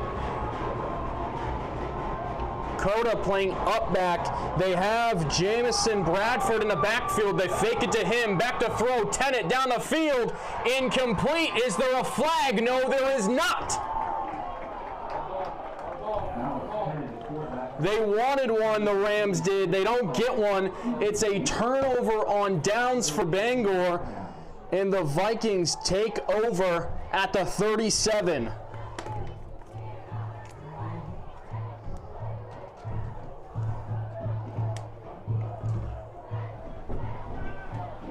And their officials are trying to signal to the chains that, hey, it's a turnover, let's move the sticks. Vikings will have it at the 37-yard line, 1st and 10 after the turnover on downs by Bangor. They lead 21-7 with about 2.5 minutes left in this 3rd quarter. Polkernon in motion, they fake it to him, handoff Cam Roy. Running right through a defender's face, falling forward past the 45. They mark him right near the 47-yard line, so it should be enough to move the sticks, but they might mark him inches shy. No, it is good enough for a new set of downs. 10-yard carry for Cam Roy.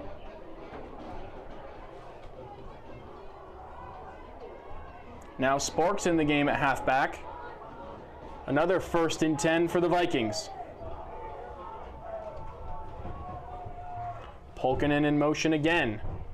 It's a toss out to the right. Sparks cuts it back upfield. He's hit behind the line of scrimmage, but he powers it back. He'll get nothing on that carry, and it's 2nd down.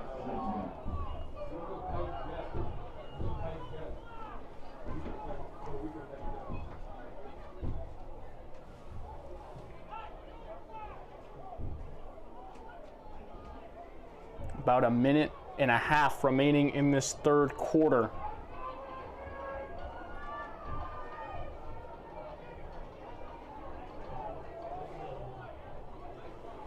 And the final has come in for Portland and South Portland. The Bulldogs defeat the Red Riots 27-14. So Portland will be the #1 seed in the Class A North playoffs. So both of these teams are fighting for #2. Here's Truman, neck to throw on 2nd and 10. Finds Jack Stack. Moves it up toward the 40, and it's good enough to move the sticks.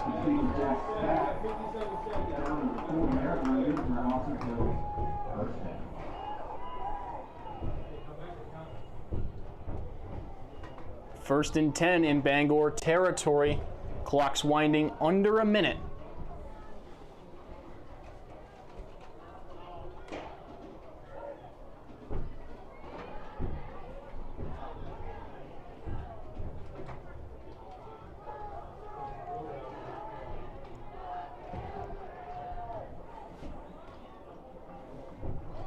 Polkinen in the slot. Snap and a handoff. Sparks trying to get it to the outside, up past the 35-yard line. He's dragged down out of bounds by Coda. See where they mark him out of bounds that time. 23 seconds show on the game clock. They have him at the 33-yard line, so it's a gain of 7 on first down. 7 yards on that carry by Malachi Sparks. Not a lot of rushing yards for him in this evening's game. He's had a couple big runs wiped out by penalties. That one gets him back into the positive, actually. He's been tackled for a loss quite a bit. 4 carries, 4 yards for Malachi Sparks. Here's 2nd down. And that was easy to see. It's a false start for the Vikings.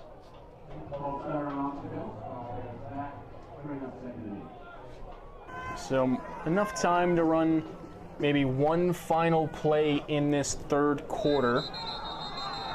And it'll be a 2nd and 8 following the false start.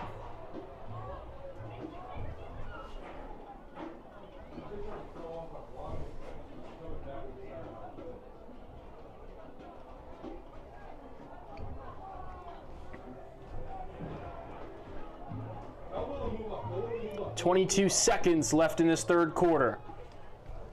Truman takes the snap. Bubble screen out to the left to Polkinen. He's up past the 30. He's still on his feet up past the 15 before he's dropped by Ethan Sproul. I think they're going to mark him out of bounds, so it may stop the clock right here, as it is a nice chunk play into the red zone for the Vikings. They're at the 11-yard line.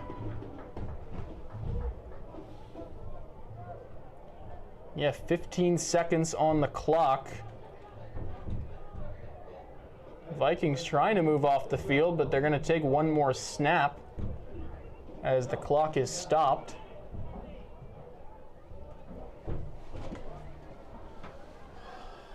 Inside the red zone, Vikings lead 21-7 at the tail end of this third quarter.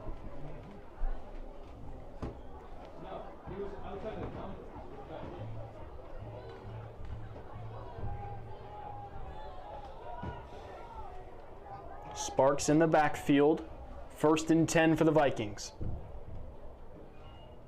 It's a handoff up the middle to Sparks. He breaks one tackle, but is brought down shortly after.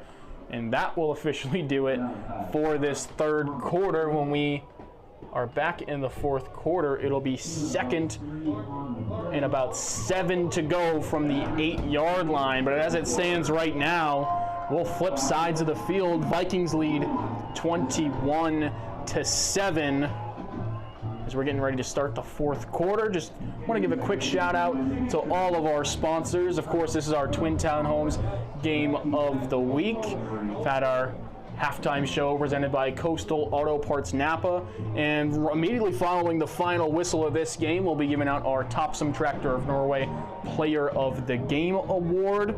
Like I said, Facebook, YouTube watchers, feel free to leave a comment who you think it should be. And our other supporting sponsors, Ripley and Fletcher Ford, Big Apple Food Stores, and C&N Brown Energy. Huge thank you to all of those sponsors for being this year's supporting sponsors for high school sports on WOXO and on BRG Sports. That being said, with basketball season right around the corner, if you or someone you know would like to become a sponsor of Vikings Varsity Athletics here on WOXO and BRG Sports, all you got to do is call 207-743-5911. Once again, 207-743-5911. Bum, bum, bum. Kyle Jordan and the Oxford Hills Band playing Sweet Caroline as we are ready for the fourth and final quarter of this game. Vikings have it in the red zone inside the 10-yard line, 2nd and 7. Truman pump fake, throwing end zone. It's going to go way out of the back of the end zone. A miscommunication between him and Jack Stack on that play. Incomplete pass and 3rd down.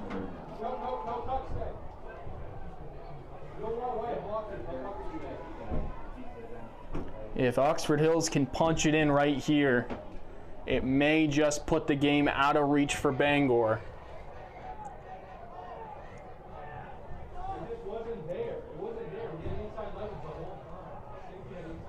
They are 8 yards away from a score, and the Vikings will call a timeout. They'll talk over this 3rd down play. There seems to be a little confusion on the offensive side of the ball. So we'll try to see some other scoring updates from around the state. Like I mentioned a little bit earlier, Portland defeats South Portland 27-14. So it'll be Portland as the number 1 seed in the Class A North playoff. Wyndham and Deering still tied 0-0 into the 4th quarter in Deering right now. Bonnie Eagle and Scarborough is a blowout in favor of Bonnie Eagle. A couple other games that we're seeing here, Mount Ararat and Yarmouth, the game of the week from Varsity Maine, 16-0 in favor of Mount Ararat still. Dexter has defeated Orono 38-34. And all the other games are as well blowouts. So it's 3rd and 7. And a flag is down for too many men on the field. Jack Stack trying to sprint off, not in time.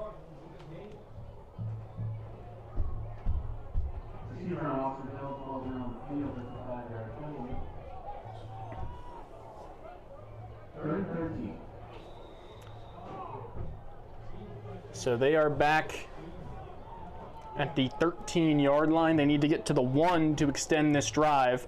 Polkinen taking the snap at quarterback. Levesque and Sparks to either side of him. Polkinen takes it, sprinting out left. He has room to run, trying to cut it back inside. Flag is down. It looks like it's going to be a block in the back as Polkinen is in for the touchdown for the time being. But this looks like it's going to be wiped out as the flag came in right on the backside of that play, right in front of where Polkinen scored. It looks like it's going to be a block in the back on Malachi Sparks. So the ball is coming back.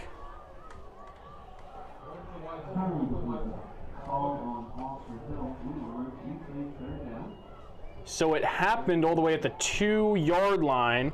A 10-yard penalty from there puts it at the 12, so it's actually 3rd and 11 as opposed to 3rd and 12 on that previous play. I'm thinking the Vikings might run that same formation again. Polkinen back out, relaying the play. Levesque and Sparks in the backfield. They will run that same formation. 3rd and 11. Polkinen sprints out to his right, looking for room, cuts up field, and he waltzes his way into the end zone. No flags are down, and another touchdown for Oxford Hills. They're up 3 scores.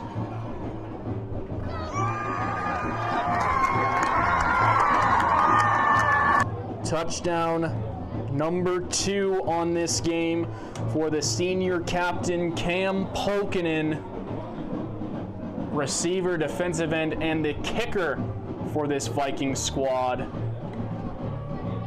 With this PAT, puts them up 28-7. Vikings now lead by 21 with 11:45 left in this 4th and final quarter, and a mountain of work for Bangor to try to get back into this game. Even with a loss here tonight, Bangor still may end up hosting Oxford Hills next week. It'll depend on how the Crabtree points shake out.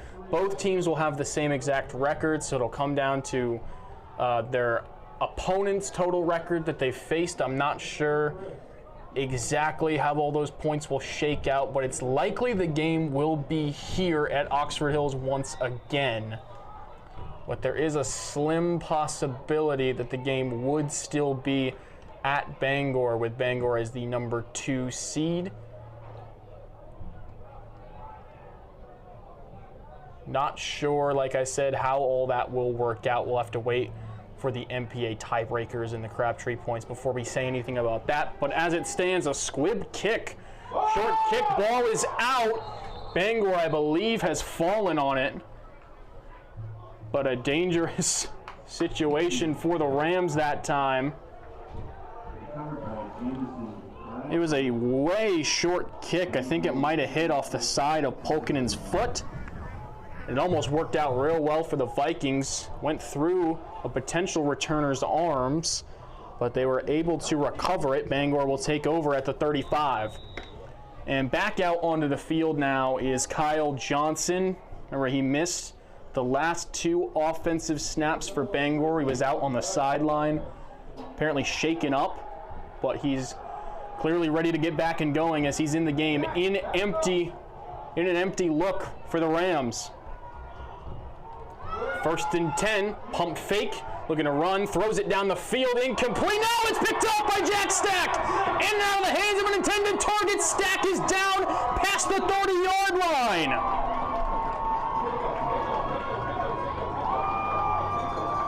Right place, right time by Jackson Stack. Picks off Kyle Johnson, the first interception thrown this game by either team. And he returns it all the way to the 28-yard line, and the Vikings are set up in excellent field position.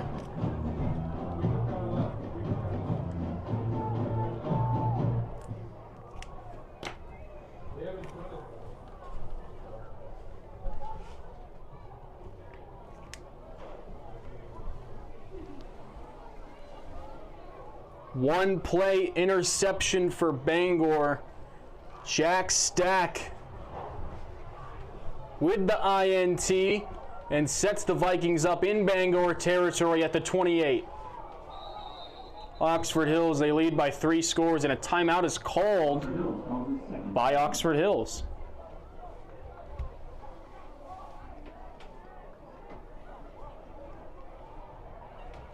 A little confusion. There's 11:34 left to play in this 4th quarter.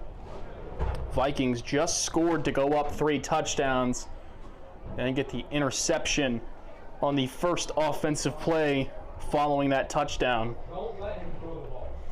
The Vikings are in a terrific position to finish this game off. I said that it may be insurmountable for Bangor if they went up 3 possessions. If they go up 4 possessions, I think it's almost impossible for the Rams to come back. Their defense needs to buckle down in a big way for them to have a shot in this one.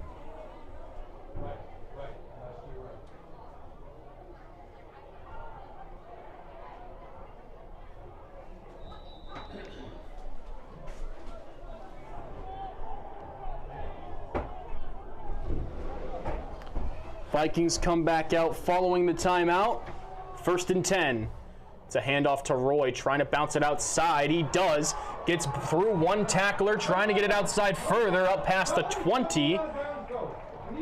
And out at the 17-ish yard line. So should be a gain of 11 on the first down carry by Roy. And a fresh set of downs once again. Now Keegan Ridley's going to be in the game at halfback for the Vikings, as they have it once again 1st and 10 in the red zone.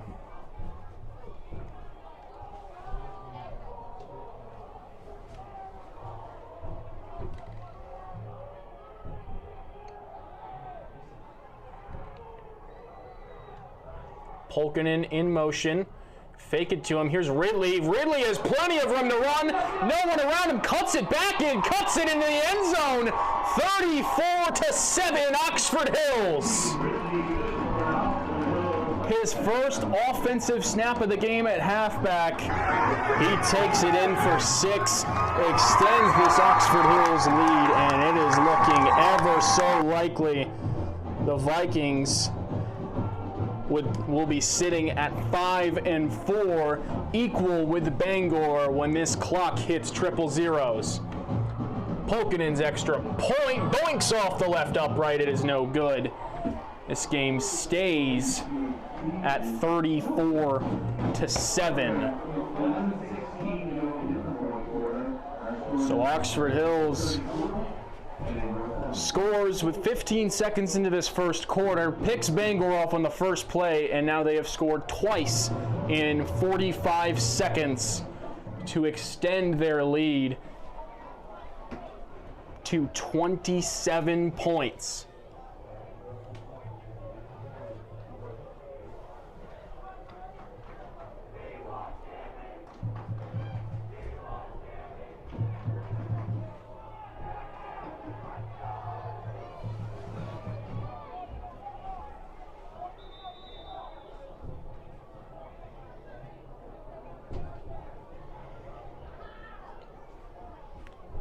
Set to kick this one off again is Polkinen, following his missed extra point attempt.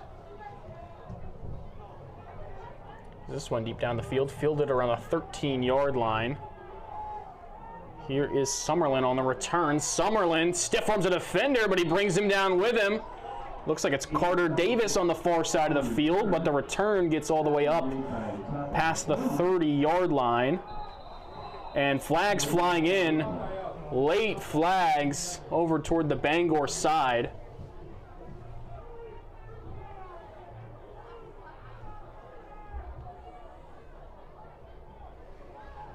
And we'll see what the call is.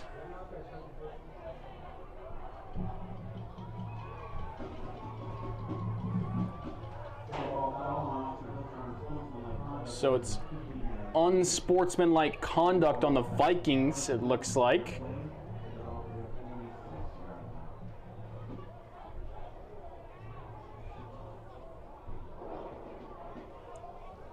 So they'll move this forward for Bangor.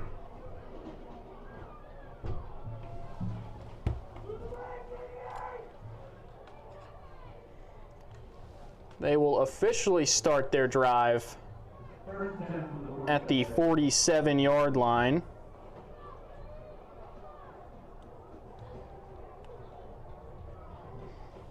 So they start at their own 47, 11 minutes, 3 timeouts, down 27. Not impossible, albeit improbable. Bangor still can fight their way back into this game if things shake their way here in the fourth.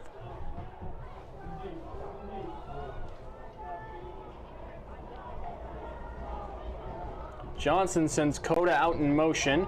He's back to throw, stepping up, snowed under, hit, but Johnson able to get forward to about the midfield mark.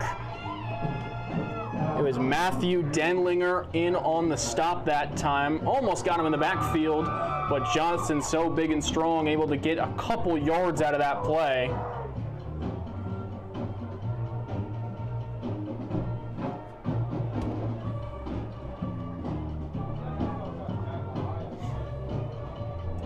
2nd and about 8 to go for Bangor. Ball is at their own 49-yard line.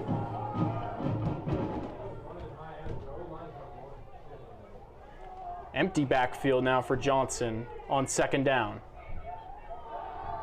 He fires right side, incomplete, looking for Coda that time. Johnson pass intended for Zach Coda. Incomplete, bringing up 3rd down. So that'll bring up 3rd down for Bangor.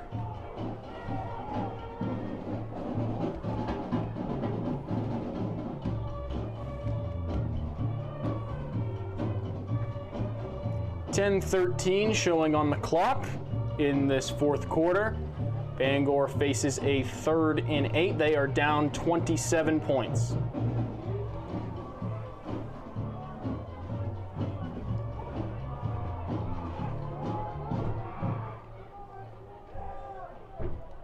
Flipping the field a little bit.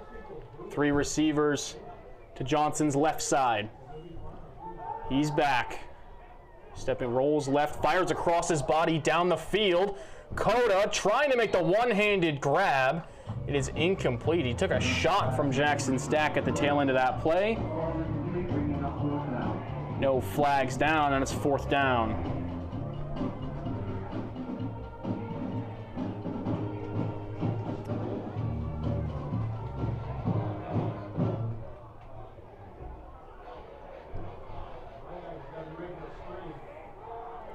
Fourth down, and Bangor in punting formation.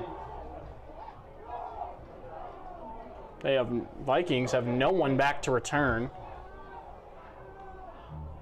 It's 4th and 8. And Johnson does punt it away.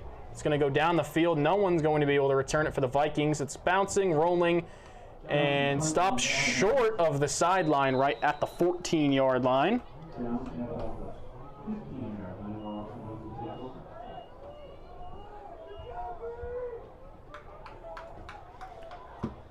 So the Rams facing a 4th and 8. They punt it back to Oxford Hills. And with just under 10 minutes left to play, the Vikings will have it at their own 15-yard line is the official spot. And a fresh set of downs for their offense.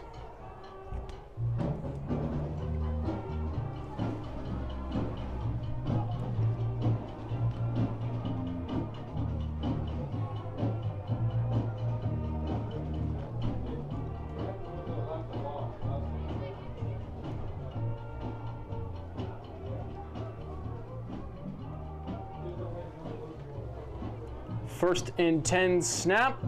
Quick throw out to the right to Keegan Ridley. He's dragged down for a loss.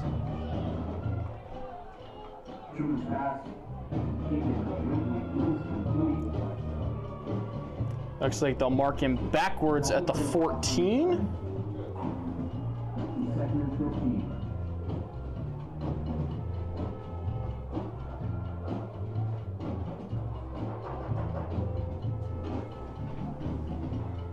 So loss of, a lot more than 1. Thought he tackled him at the 14. He tackles him at the 9-yard line. So it's a loss of 6 on the first down pass and brings up 2nd and 16. Motion faked. Roy takes it. He's going to be tackled right at the line of scrimmage. Maybe gets forward, but it's not looking like it. Yeah, marked back at the 6-yard line. So back-to-back negative plays for the Vikings bring up a 3rd and 19.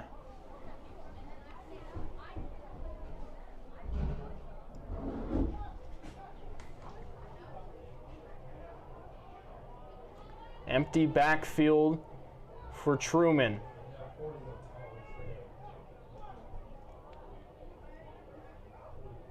He'll take it. Quick throw out to his left, bubble screen cam Pulkinen, and Pulkinen can make some moves happen. Not that time. He's tackled just a few yards in front of the line of scrimmage. That time Hayden Summerlin brings Pulkinen down, and it's 4th down for the Vikings.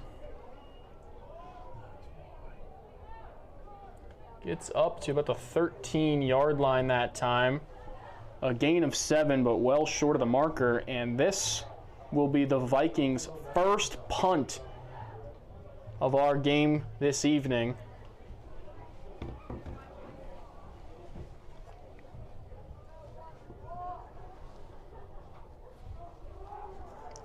It's Sproul and Summerlin back to return for Bangor. Bounces right at the 40. Sproul grabs it, gets up past the 40, but is tackled by Keegan Ridley.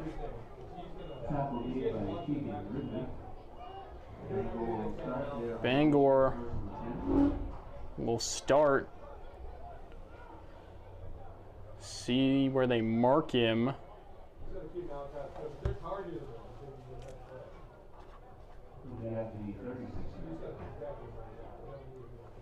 Trying to see where they're going to mark him. Not like the officials. A little confused about where the spot is. Appears to be the Vikings' 36-yard line is where the ball is finally placed down. That's where Bangor will have it 1st and 10.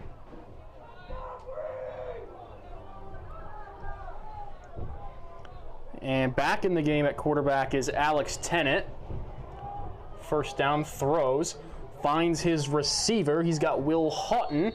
Finally brought down. Should be good enough to move the chains for the Rams.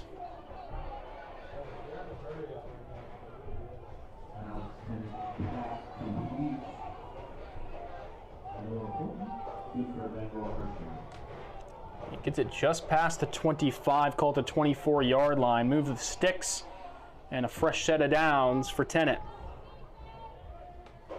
Rolls left immediately after taking the snap. Hit as he throws. That one bounces off the ground and incomplete. He had Cam Polkinen trying to hawk him down at the end of that play. Just launches it downfield incomplete. 2nd down.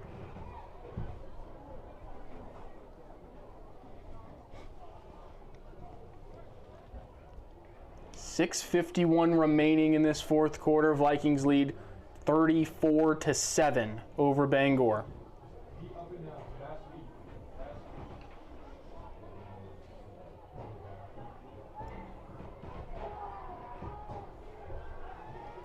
Tennant on 2nd and 10. Play action. It's a screen pass to Coda. Flag down.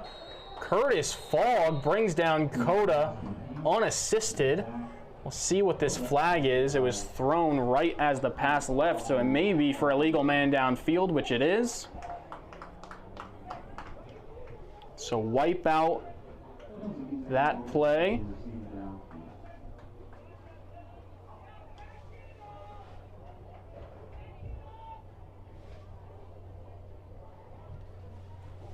Five-yard penalty, make it 2nd and 15.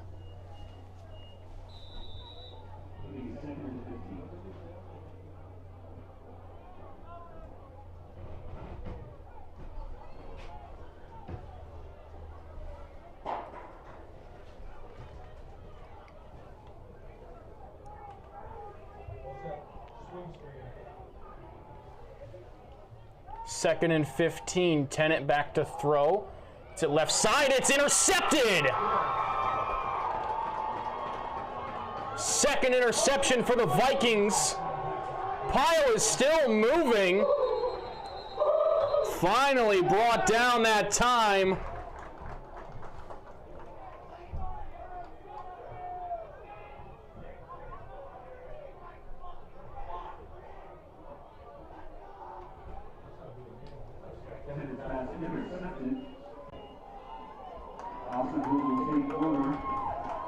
Interception that time. Second of the game. I believe it was Mason Ridley who picked that pass off. I could be wrong on that. As soon as he caught it, he was swarmed by plenty of defenders. That being said, the Vikings, their second turnover, or their second interception forced. The Rams' 4th turnover of the game. And the Vikings have it once again at the 38-yard line.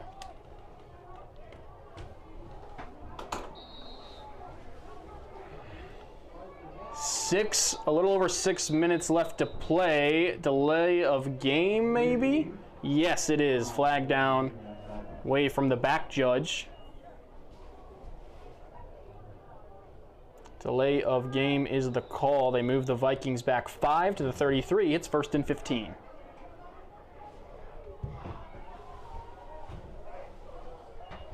Truman pop past to Polkinen, trying to cut it upfield. He gets those 5 yards back, but that looks to be about it. Not even sure if he got the 5 back. Yes, he did, up to the 38. So 2nd and 10 for the Vikings.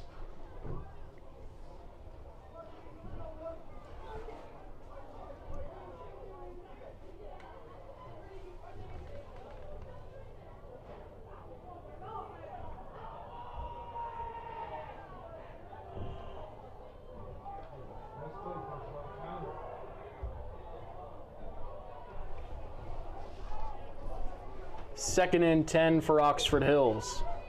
Ridley in the backfield. Truman. Pop passes to Carter Davis. He's going to get it. He's running up the left sideline. Carter Davis with plenty of room to run. He's out of bounds past midfield.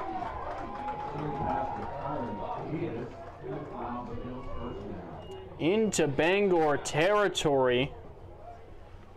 I think they'll mark him out right at the 44-yard line. So a fresh set of downs for the Vikings. Clock stops at 5:07 left in this 4th quarter.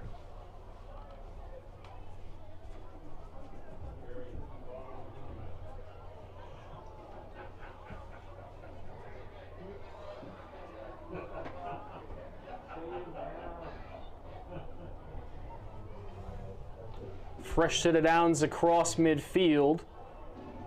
Oxford Hills has it 1st and 10 at the 44.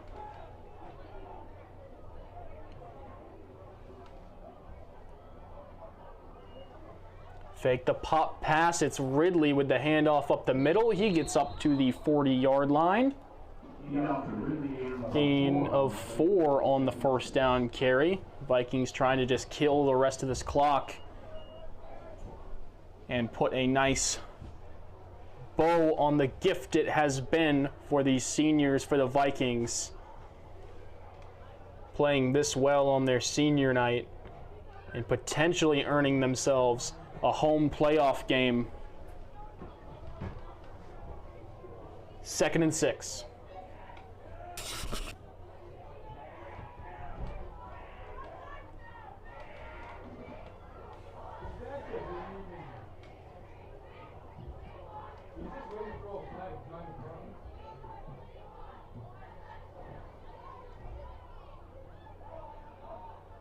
Truman, pop past Jack Stack. He's going to go back for a loss. Zach Cota there to stop him in his tracks.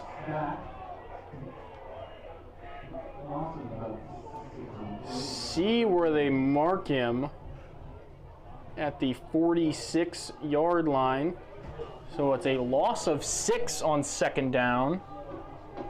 Make this 3rd and 12 for the Vikings. About 3:40 left here in the 4th quarter.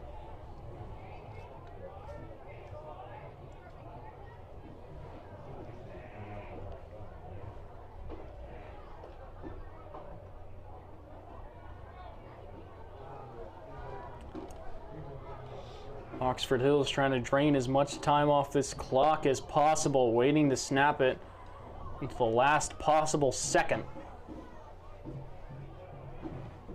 Motion man is Polkinen. Fake it to him. Swing pass out to Ridley over on the left side. Cuts it back upfield. He's hit in the middle quite hard. Stays on his feet. Flag comes flying in at the tail end of that. Aiden Reichenbach with the stop. But let's see what the penalty is.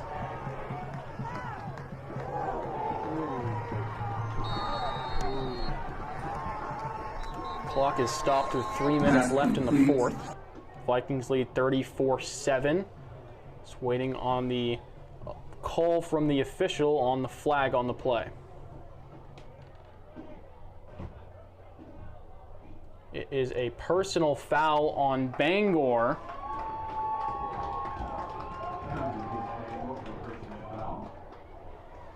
So that will get the Vikings, even though they came up short on that play, it'll give them an automatic first down. Oxford Hills will have first and 10 at the Bangor 22-yard line. So the ball placed at the 22-yard line. First and 10 for the Vikings.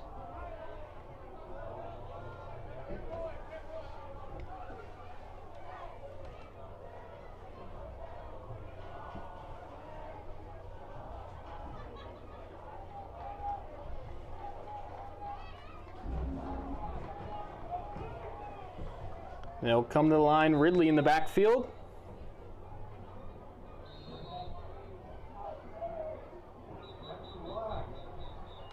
And flag down for delay of game. No, they're waving it off.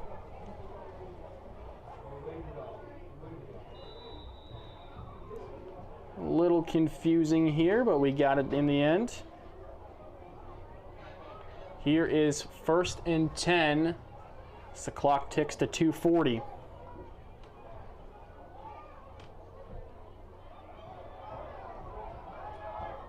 Flag down on that play. They're just cheating outside for that jet coach. So this play likely wiped out by the flag. If I were to guess, it's probably holding on the Vikings. That is the call, pushing back 10.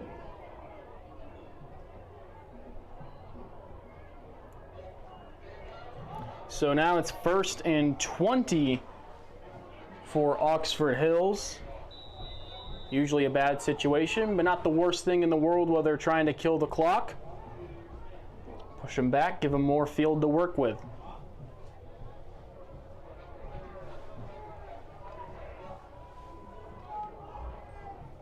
First and 20 for the Vikings.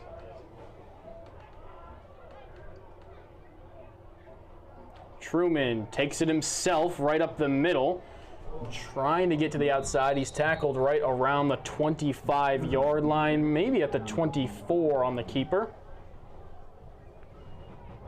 Should be a gain of about 7 or 8 yards.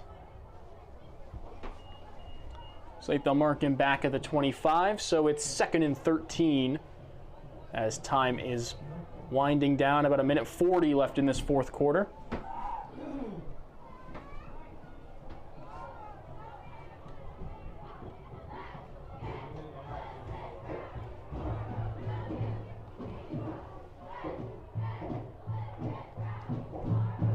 Truman takes the snap, quick throw over to Riley Perry, over to his right, ball pops out.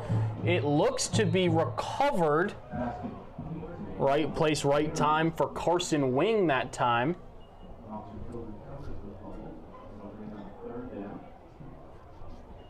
Is now the ball up to the 21-yard line.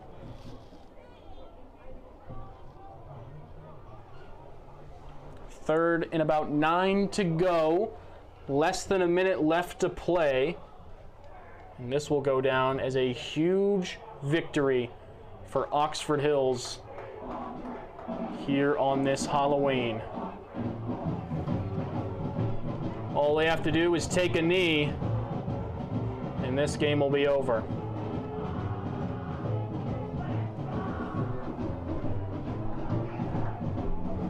That's exactly what Truman does.